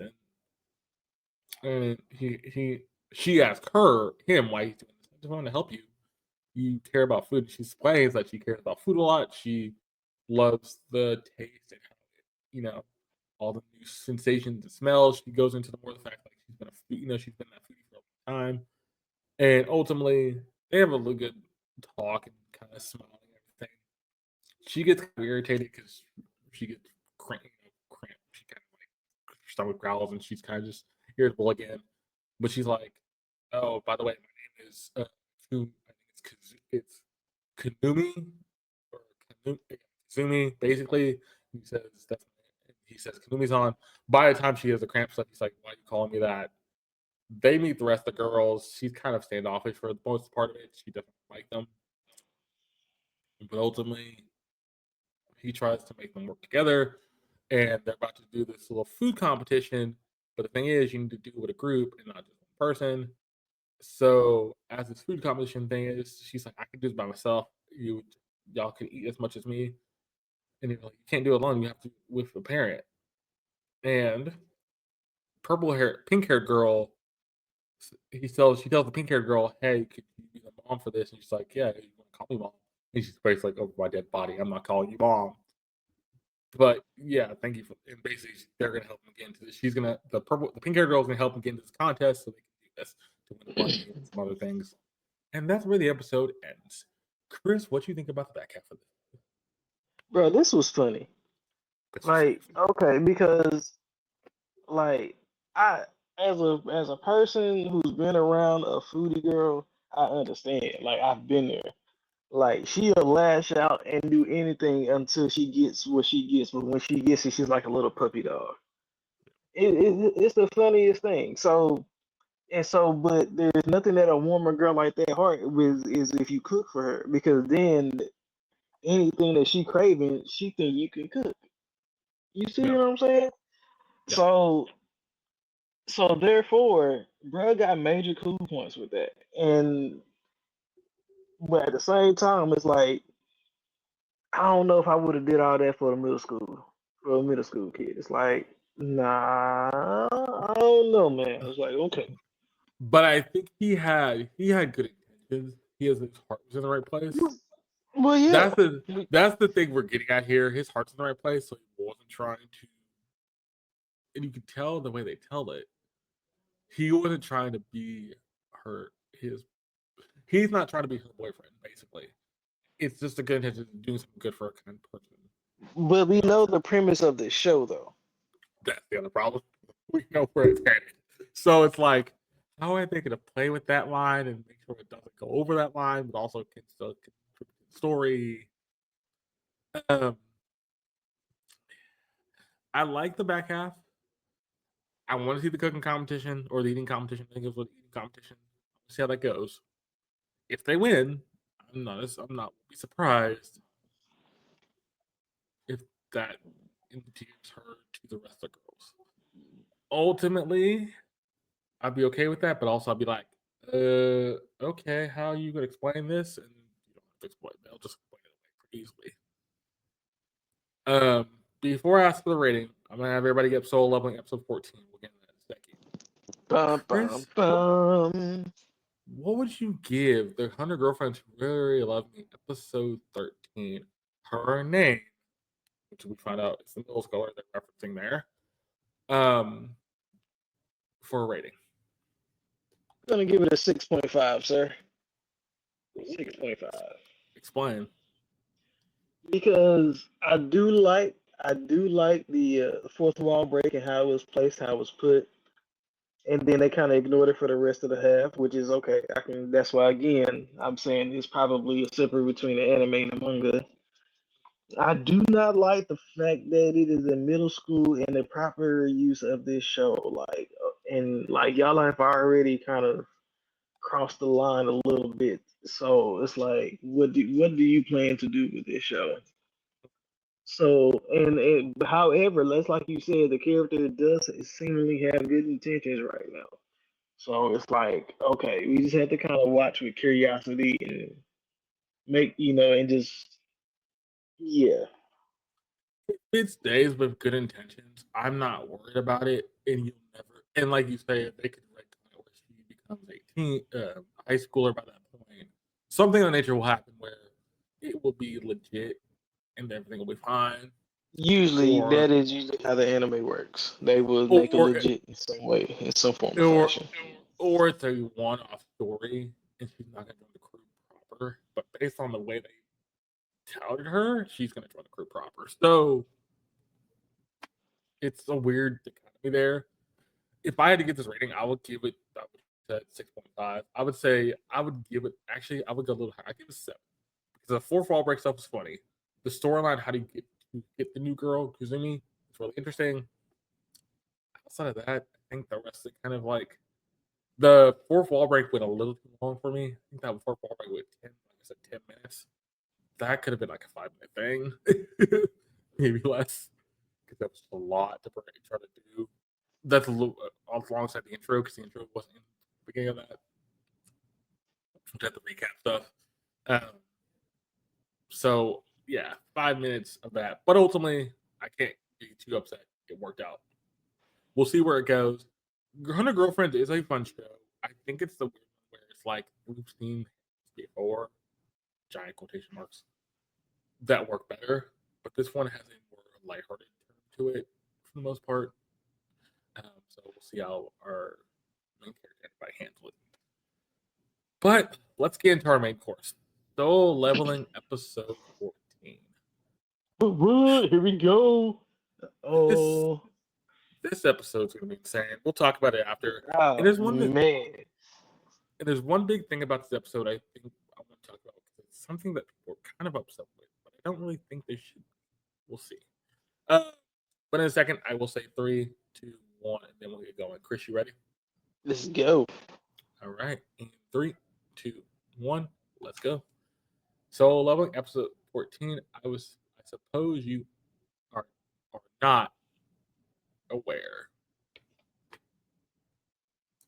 So this is right after the bear fight, basically. The last set of bears he fought.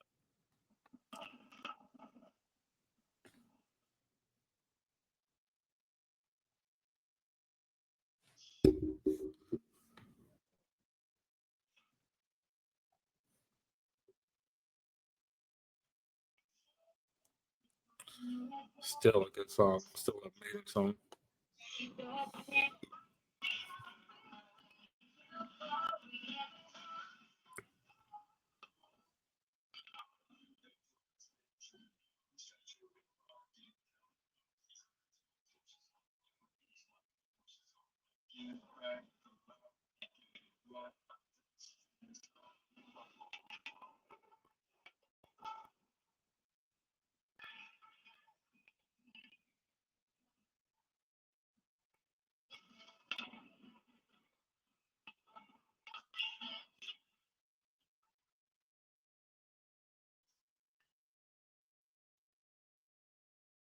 Wait, is she holding? Is his sister holding the elixir of life? I didn't see that. It looks like she's holding a little container with like a little red. It was like a vial, but had like the little red glass thing in the middle, which looks like some liquid. I wonder if that's the It elixir of could life. be. It could So he be. beats that dungeon. You're not supposed to see it in this art. And then we see the man. We don't know who he is. We also know we're going back to Juju Island as well. So it's gonna be interesting how they're gonna.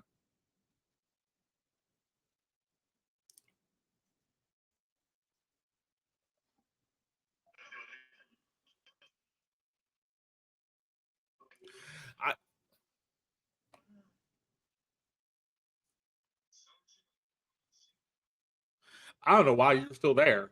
You didn't have a reason to be there. You were waiting. You're waiting for him to come out. He never did. He does, but you're gone. Like you're gonna wait that long?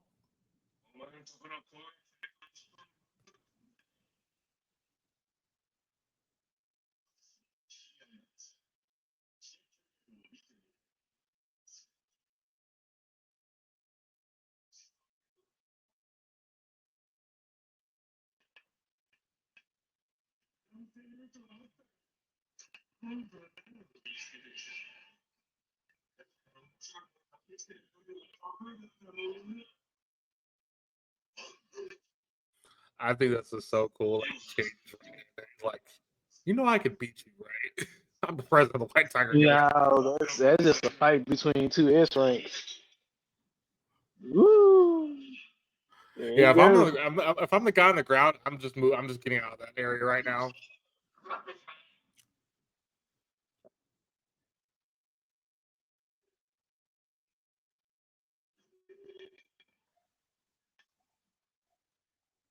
That's what they want to do to each other.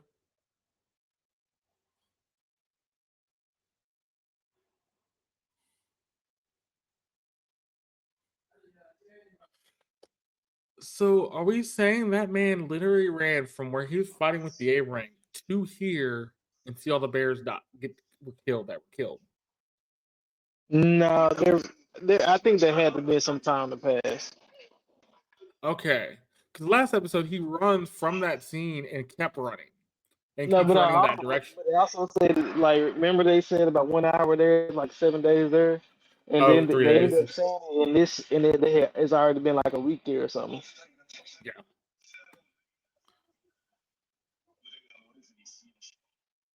Thank you for holding both of y'all holding back because my arms will not remain if y'all did it. he would have lost both his arms for that.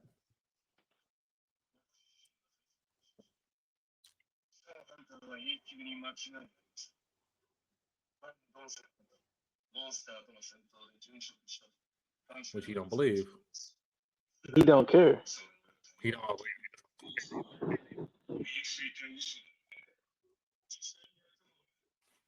Which is the man we meet, which is his best friend. Mm-hmm. The guy he made that first deal with.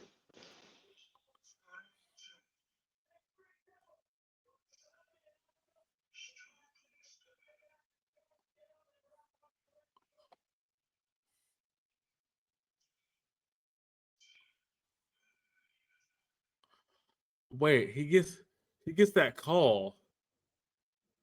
I'm wondering, is that the call we see of him going to the building to talk to that dude? Oh no. Must be. Yeah, he's talking to somebody. What do they call it? By the way, where do they call the meat? We don't ever see. Oh, Janu must have killed it. Yeah, when they killed out on bears and stuff. Bears, he must have.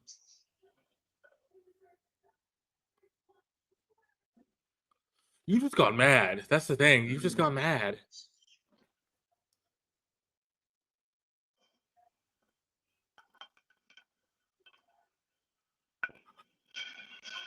But also, this is your fault. I mean, it wasn't necessarily his fault because they didn't know the dungeon was gonna turn red either. No, but it's his fault because he separated both the only one of the strong heroes and left the E-ranks in to die. And now his whole team is dead, and they're That still is true. That's just karma, if you ask me. alive. So, like, wait, huh?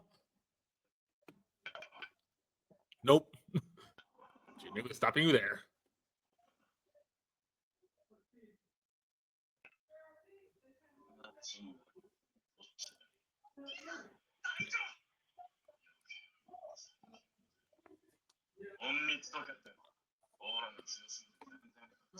And he sees the elves. He knows the elves are Mm-hmm.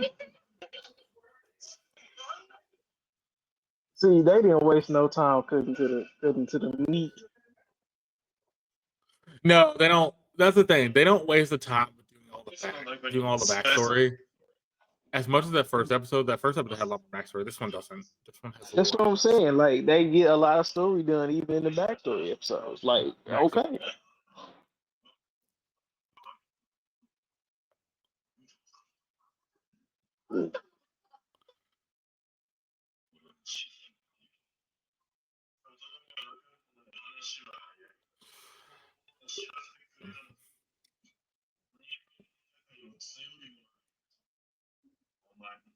Yep. Nope. He's done. You wanna do what? He didn't even finish that sentence, and he's like, he wants to, and he says, I think he does say fight, but then by the time he finishes the sentence saying fight, Jimmy's already killed him. So it's like, oh, that was quick. Mm-hmm.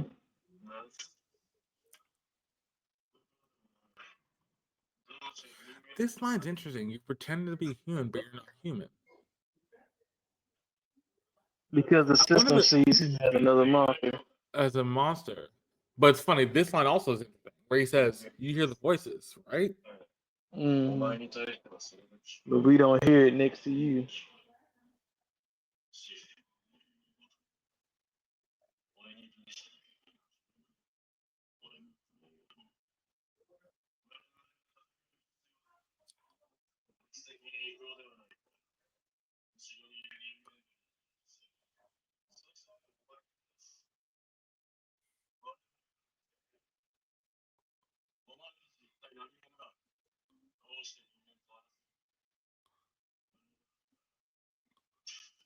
That glitch is also interesting. What if that comes back into play?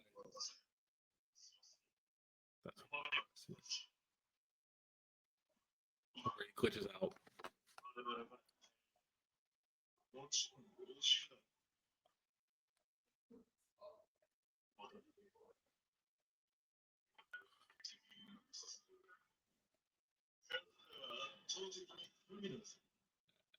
The trump card comes into play. By the way, how many shadows do you think has in the scene? Like 40? Maybe about 50, 60. You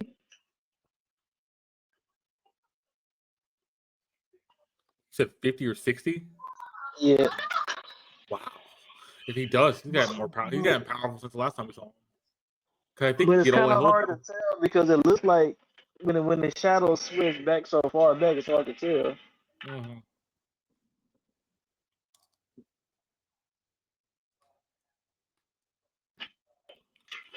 Because when you look at it from this point of view, it looks like each side maybe only had about 20 or 25.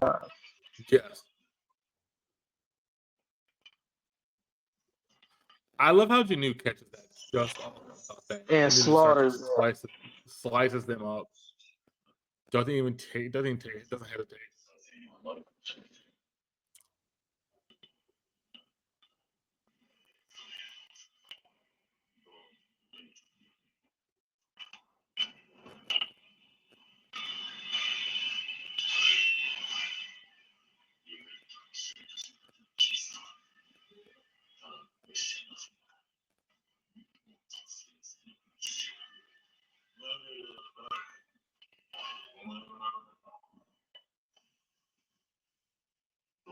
Yeah.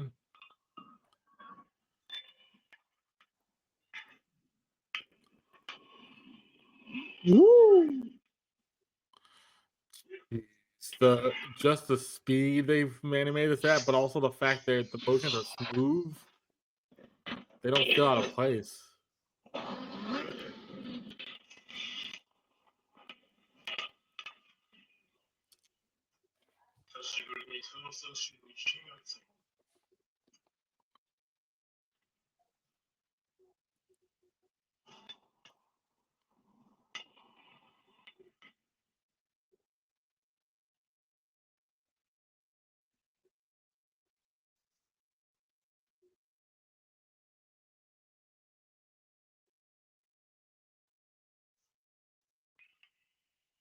See, this was kind of stupid on his part. Why did he go attack him? It was out of pure vengeance. And again, karma. You can see again, he that karma. Yeah.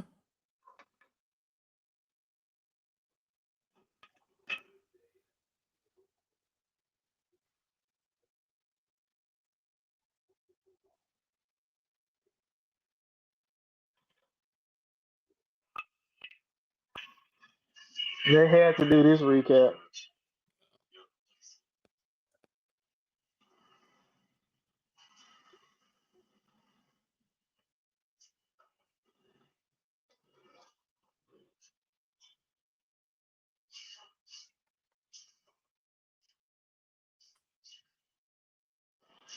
I love how they do this though.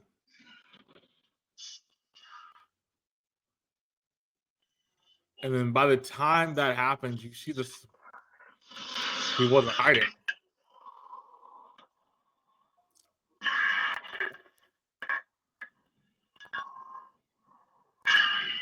Woo.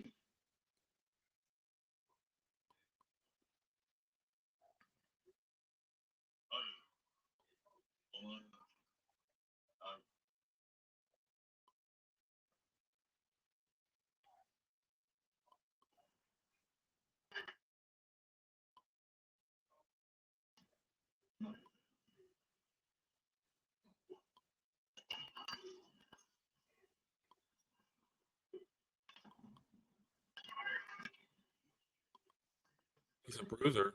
He doesn't have to be. He doesn't have to be fast.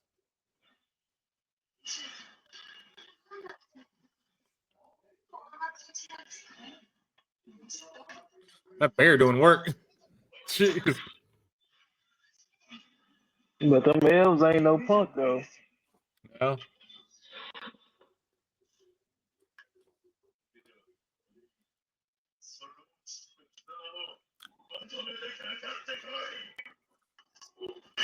You called Ingress out, man. That's on you. You called Ingress and Mm-hmm. that's a little bit much.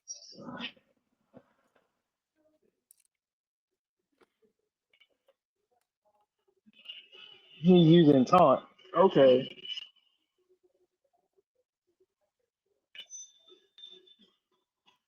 The point. Gotcha. Yeah.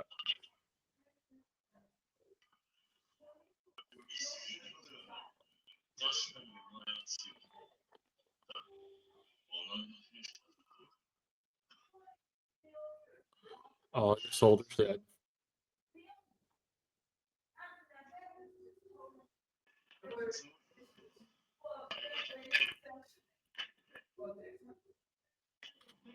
Nope, he's calling it back.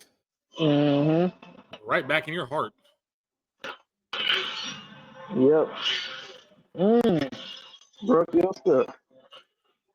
Ooh. Out goes the weasel.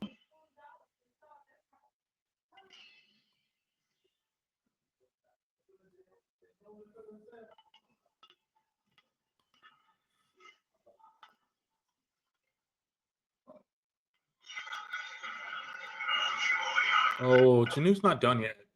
Janu.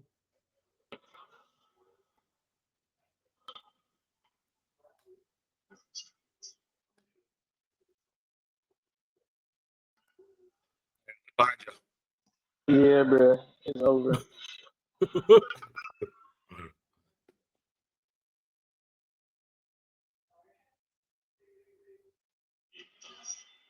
I said, it's over. It's already over. I love that.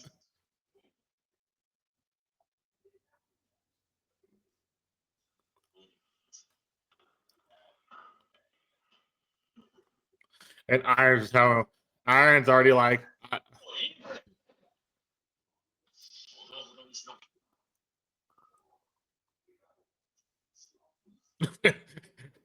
And he just walks away. I love that. And the mages are like, nope, nope. And you know they've already said they're already writing spin-offs for that Yes, between him and English. I saw that Igor's getting a spinoff, which would be kind of cool to see. Yeah. I think it'd be fun to see.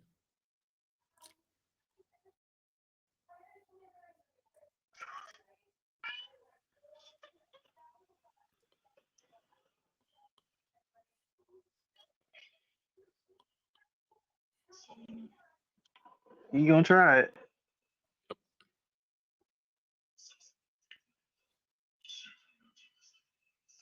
See, they just said it in their point. It's been a week.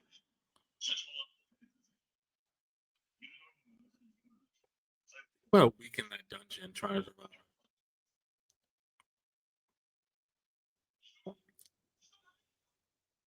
Nope.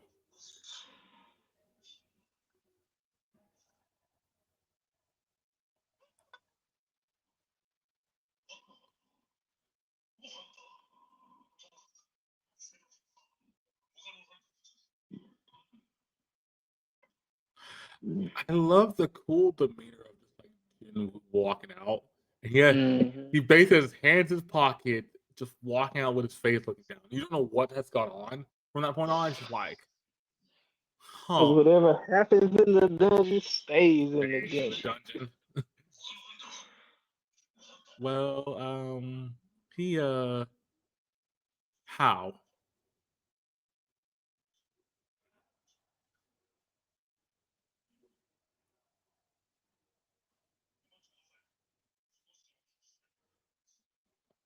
Which is fair.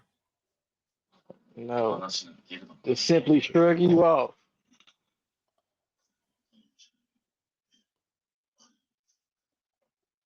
So you let your beast power come out a little bit. Which he's not scared of. You can tell he's not scared. He hasn't moved. Mm-hmm. That might be true. Yeah, I love how boy. he says, "I saved 2 of your members," and he goes, "Can you show him some gratitude for that?" He backs out. The president backs out. He's a president. He looked back straight in his eyes too, boy.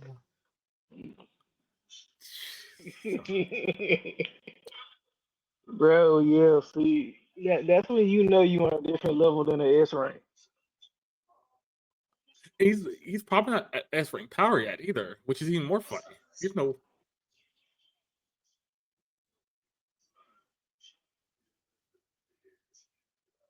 Yeah, but when you got the stones just to throw him off like that, Yeah. because you know he emitting that aura.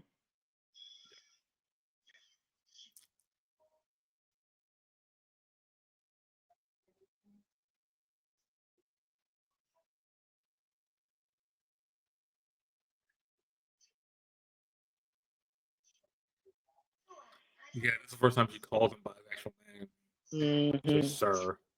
Right, which means she actually found some bit of familiarity with him. Correct.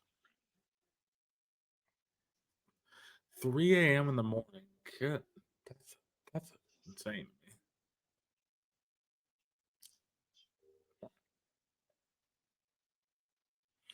We never actually saw the level of the ice elf.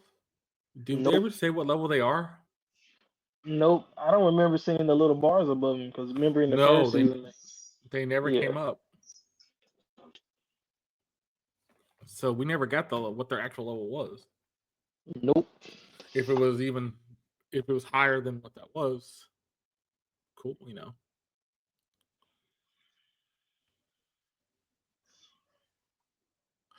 Oh, I get why he said that was the third.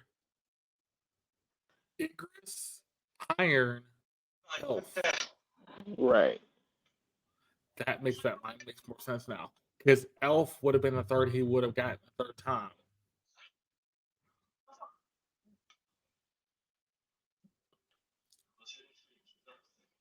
Because Icarus it took 3 times. With Iron it took once, and then the Elf it took all 3 times, but he didn't get the Elf. Right. Remember, he picked up all the bears too.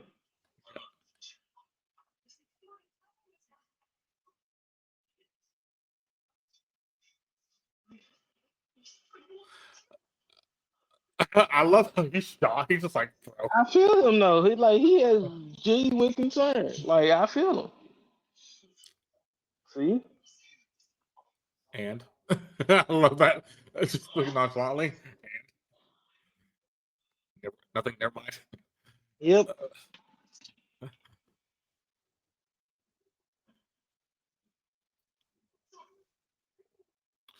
Jinnu Kun. See? Yeah. Yep. Ladies and gentlemen, that was episode 14 of So 11. I suppose you ain't aware. I'm gonna do this as much justice as I can. The only thing I will say, this episode hit hard in the sense that it starts off pretty fast, where we see the guys talking outside the gate. The guys talking outside the gate. They're figuring out what's going on. Hunter, the younger brother of the one that the hunter got killed in the other of the Dong Sun clan, right? Kind of like, you knew about this, you knew, dude. What? So it's just, what is he? An what does it do? Like he's some kind of E rank or what? And they have this questions and stuff. Basically, this question's been asked because this dude's not an E rank, and your brother didn't die. Your brother died from unforeseen accident in a dungeon. And he goes, you're telling the public that, right? He doesn't believe it. Ends up taking one of the managers of the guild, basically grabs him by the neck and hangs him there for a second and says, "Tell me what about this guy now." And then the president has to get involved, and the president's about to go get the cuffs. But literally, the guy that kept the A rank that's been running, seeing all his men die, he runs to see all the bears getting killed. Ultimately, after that, we kind of see Jinnu. We see the fact as he's running after seeing all the bears get killed, he runs back towards the forest, and we see the rest of the camp. The mage girl, the girl that's the friend of Jinnu's sister, and the other guy at a camp just eating. And basically, he walks up on him and goes, "Where's Jinnu? And how do you have all that stuff?" And he's pissed and he's mad. And you can tell he's just out of it. He's about to go nuclear. Next thing you know, you see him count from 3 to 1. And he said, in 3 seconds, if I don't get answers in 3 seconds, I'm gonna start doing things. So he counts 3, 2, at 1. You see Jinnu come out of nowhere, knocks him out, knocks the sword out of his hand. The sword flies behind him, and ultimately, the next thing you see Jinnu say, "Show yourselves," and that is the elves that come up next. Chris, what do you think about this first 7 minutes or so? This was insane. Bro, so this is what I'm saying, bro. They gave us a little bit of context. They picked it up right back from the first episode of the season. We saw the tension between the two S rank dudes, and then we understand like these two powerhouses could really kind of destroy these buildings around here. And then we cut back to Janu, and it's like this A rank, bro. You okay? So again, like understand that I am watching the anime blind. So every new episode, I do no research coming. But after I've seen it, I'm going to do all the research. Yep. So is what turns out is that the dude had actually been in the forest and lost with his team for 3 days. So they hadn't eaten for 3 days, and then they killed him. So yeah, and so that was already 3 days. So this dude had every right to be as mad as he was. And so But at the same time, the way you came at it, instead of just some asking for some food and like trying to see what the situation, you want to aggro everybody and try to kill everybody. Oh yeah, because you know whatever happens in the dungeon stays in the dungeon. But here we are. You And I attacked agree. first. You knew Pops. You knew was gonna do Pop goes the weasel on your little. You know what Yeah. I'm saying? And you that's when you get your knock. But I also bring up the point I brought up during the episode is the fact of the matter. Think about what happened when they first get in this dungeon. He takes all the most powerful people, the B ranks, the best of the B ranks, and him, and they go off and leave the other B rank girl, the two B ranks, and the dude, and they leave and they go off in separate ways, which you knew. Basically, he basically doesn't work with them, and then they survive, and then their team dies. Here's the thing about it, like you said, it's karma because the karma was you handled that first starting encounter situation wrong, and now you're getting the consequences of those actions you did from the beginning back at you. So we meet these elves. These elves are savage. So we meet the elf that gave the gesture to Jinu, the fact that he was going to try to kill him.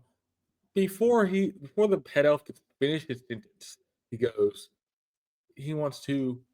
Jinu kills the elf, leaves him laying, knocks out the guy's sword or horse, and then they're just kind of standing there talking. And he's like, "You can hear us, right? You don't.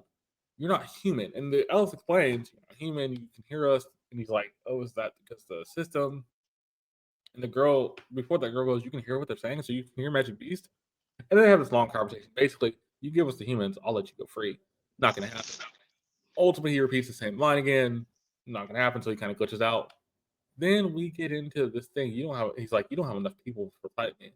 His whole army comes up, and then it is just a fight. And I'm gonna just kind of skip ahead to the part of this fight. The big part of this fight, they start fighting back and forth. Everybody else goes hide. The next big thing we see is you see the A rank grab his sword and goes after Jin Woo because he's mad about what happened. Ultimately, you have that and the elf colliding. Well, something gotta give. What's gonna give? Ultimately, this is what we see is a flashback. It flashbacks, but we see a flash forward. So we see the A rank turn into this ghostly thing.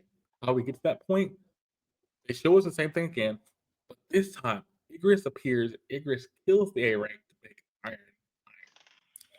You hear Jimmy say "Rise," Iron comes in, and we start that section of fighting.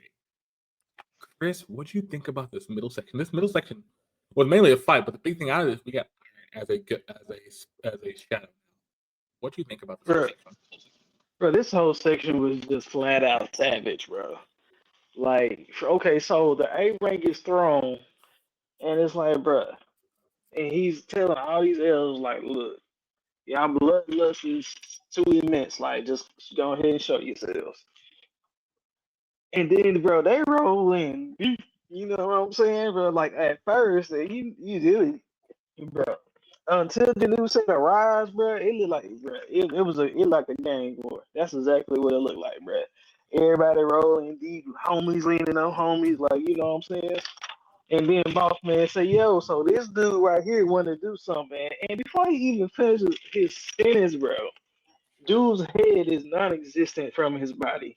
Like, bro, come on. Like, that's the level of savagery we at. Like, it's like, nah, we ain't even gonna do this, bro. Dude over here want to try to, challenge me? Nah. Yeah, this dude right here, he already ain't nothing. From then on, bro, it's game on. It's a war from then on. Yes, it is. This middle section was fun. This middle section had a lot of interesting things, but also had a lot of just story stuff in it. This back section, I'm gonna go from this to the end. Basically, we get the fight with Iron, Igris, and the Elf. They're going back and forth. Jinwoo has a plan. He figures out he can use Iron to kind of set smoke screens and all this kind of stuff, but also use his rage and all that. The Elf thinks he's kind of cocky, but then Jinwoo throws away his dagger. Throws misses, but the Elf's like, "You throw away your weapon." Well, there's a point to that. He throws it, he calls it back, ending up putting it right in in the elf's chest. Then Igris Iron holds them down. Giant fireball happens. Elf's kind of like, what just happened? I'm not going to end like this. Jinnu stabs him in the shoulder. He's about to fall, but before that happens, um, Iron does the finishing blow on him to end him, and Iron just kind of goes off. He's like, I'm going to keep smashing you like Donkey Kong right now. I don't really care. Igris and him kind of makes a look and just walks off. The mages kind of like cheer. They finish up the battle. The gate opens. Jinnu has some unfinished business. He wants to see if he can get the elf to arise as one of his soldiers. The gate, the president and the other people waiting at the gate, they come out. Basically, from this point, you see the girl and the guy come out. You see Jinnu and the other girl come out. And Jinnu walks past the president. The president's like, "Can I ask you questions about what happened?" And he's like, "I'm exhausted. You can ask your team about that." And Jinnu's kind of going off, but then the president's like, "Hold on." He kind of turns to his beast mode for a second. Goes, "I'm the president. I can ask you whatever I want. So what happened here? Where is my other people?"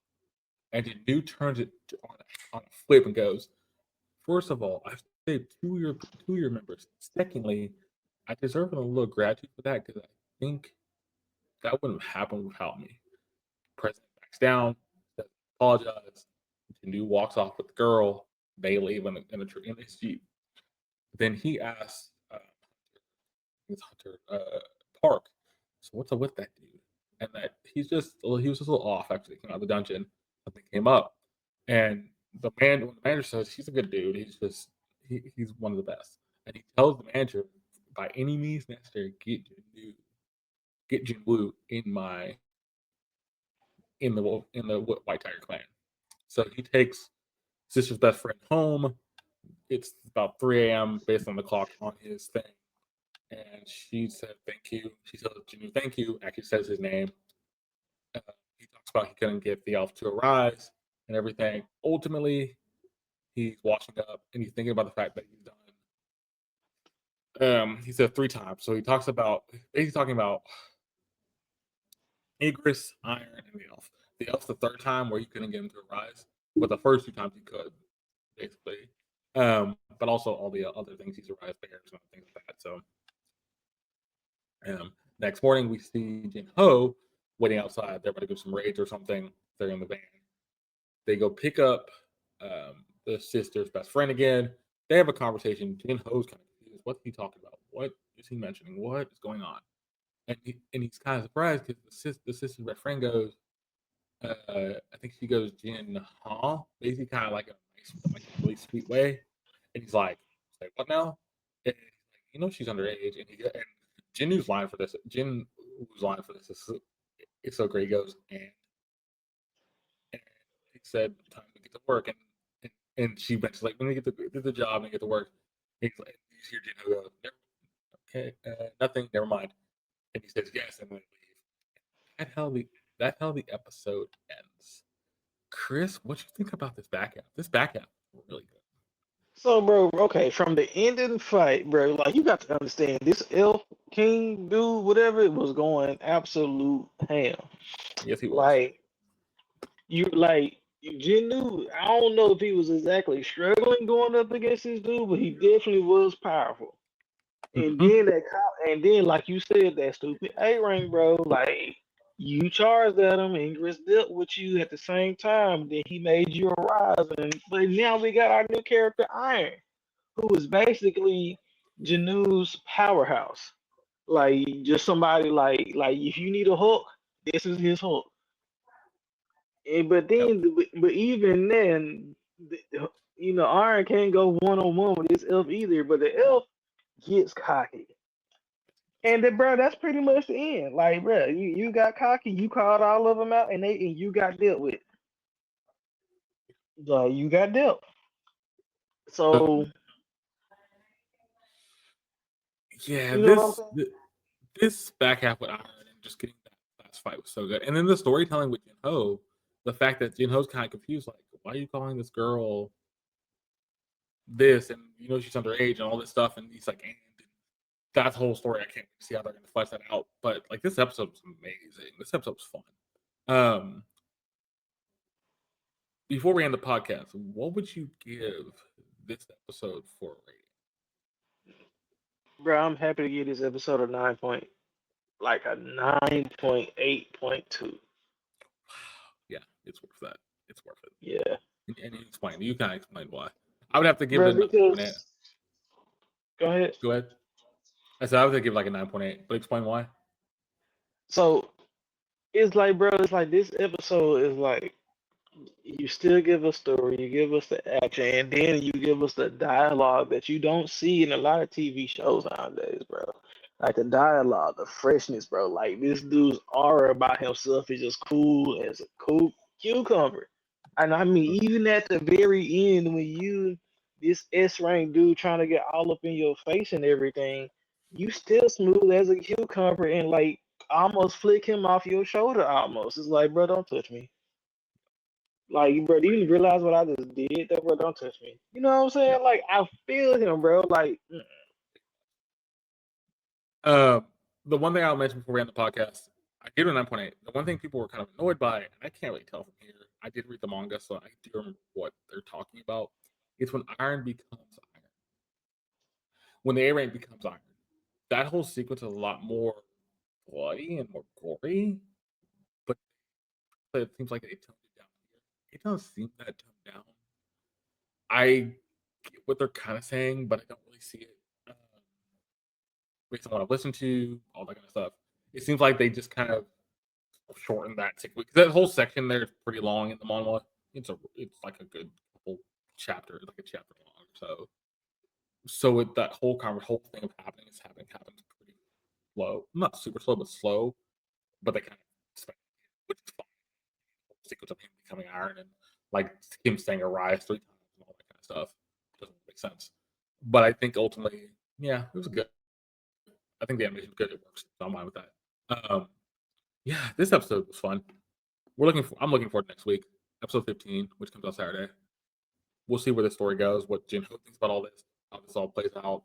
What we see with Dong Sung and the rest of the Tiger Guild.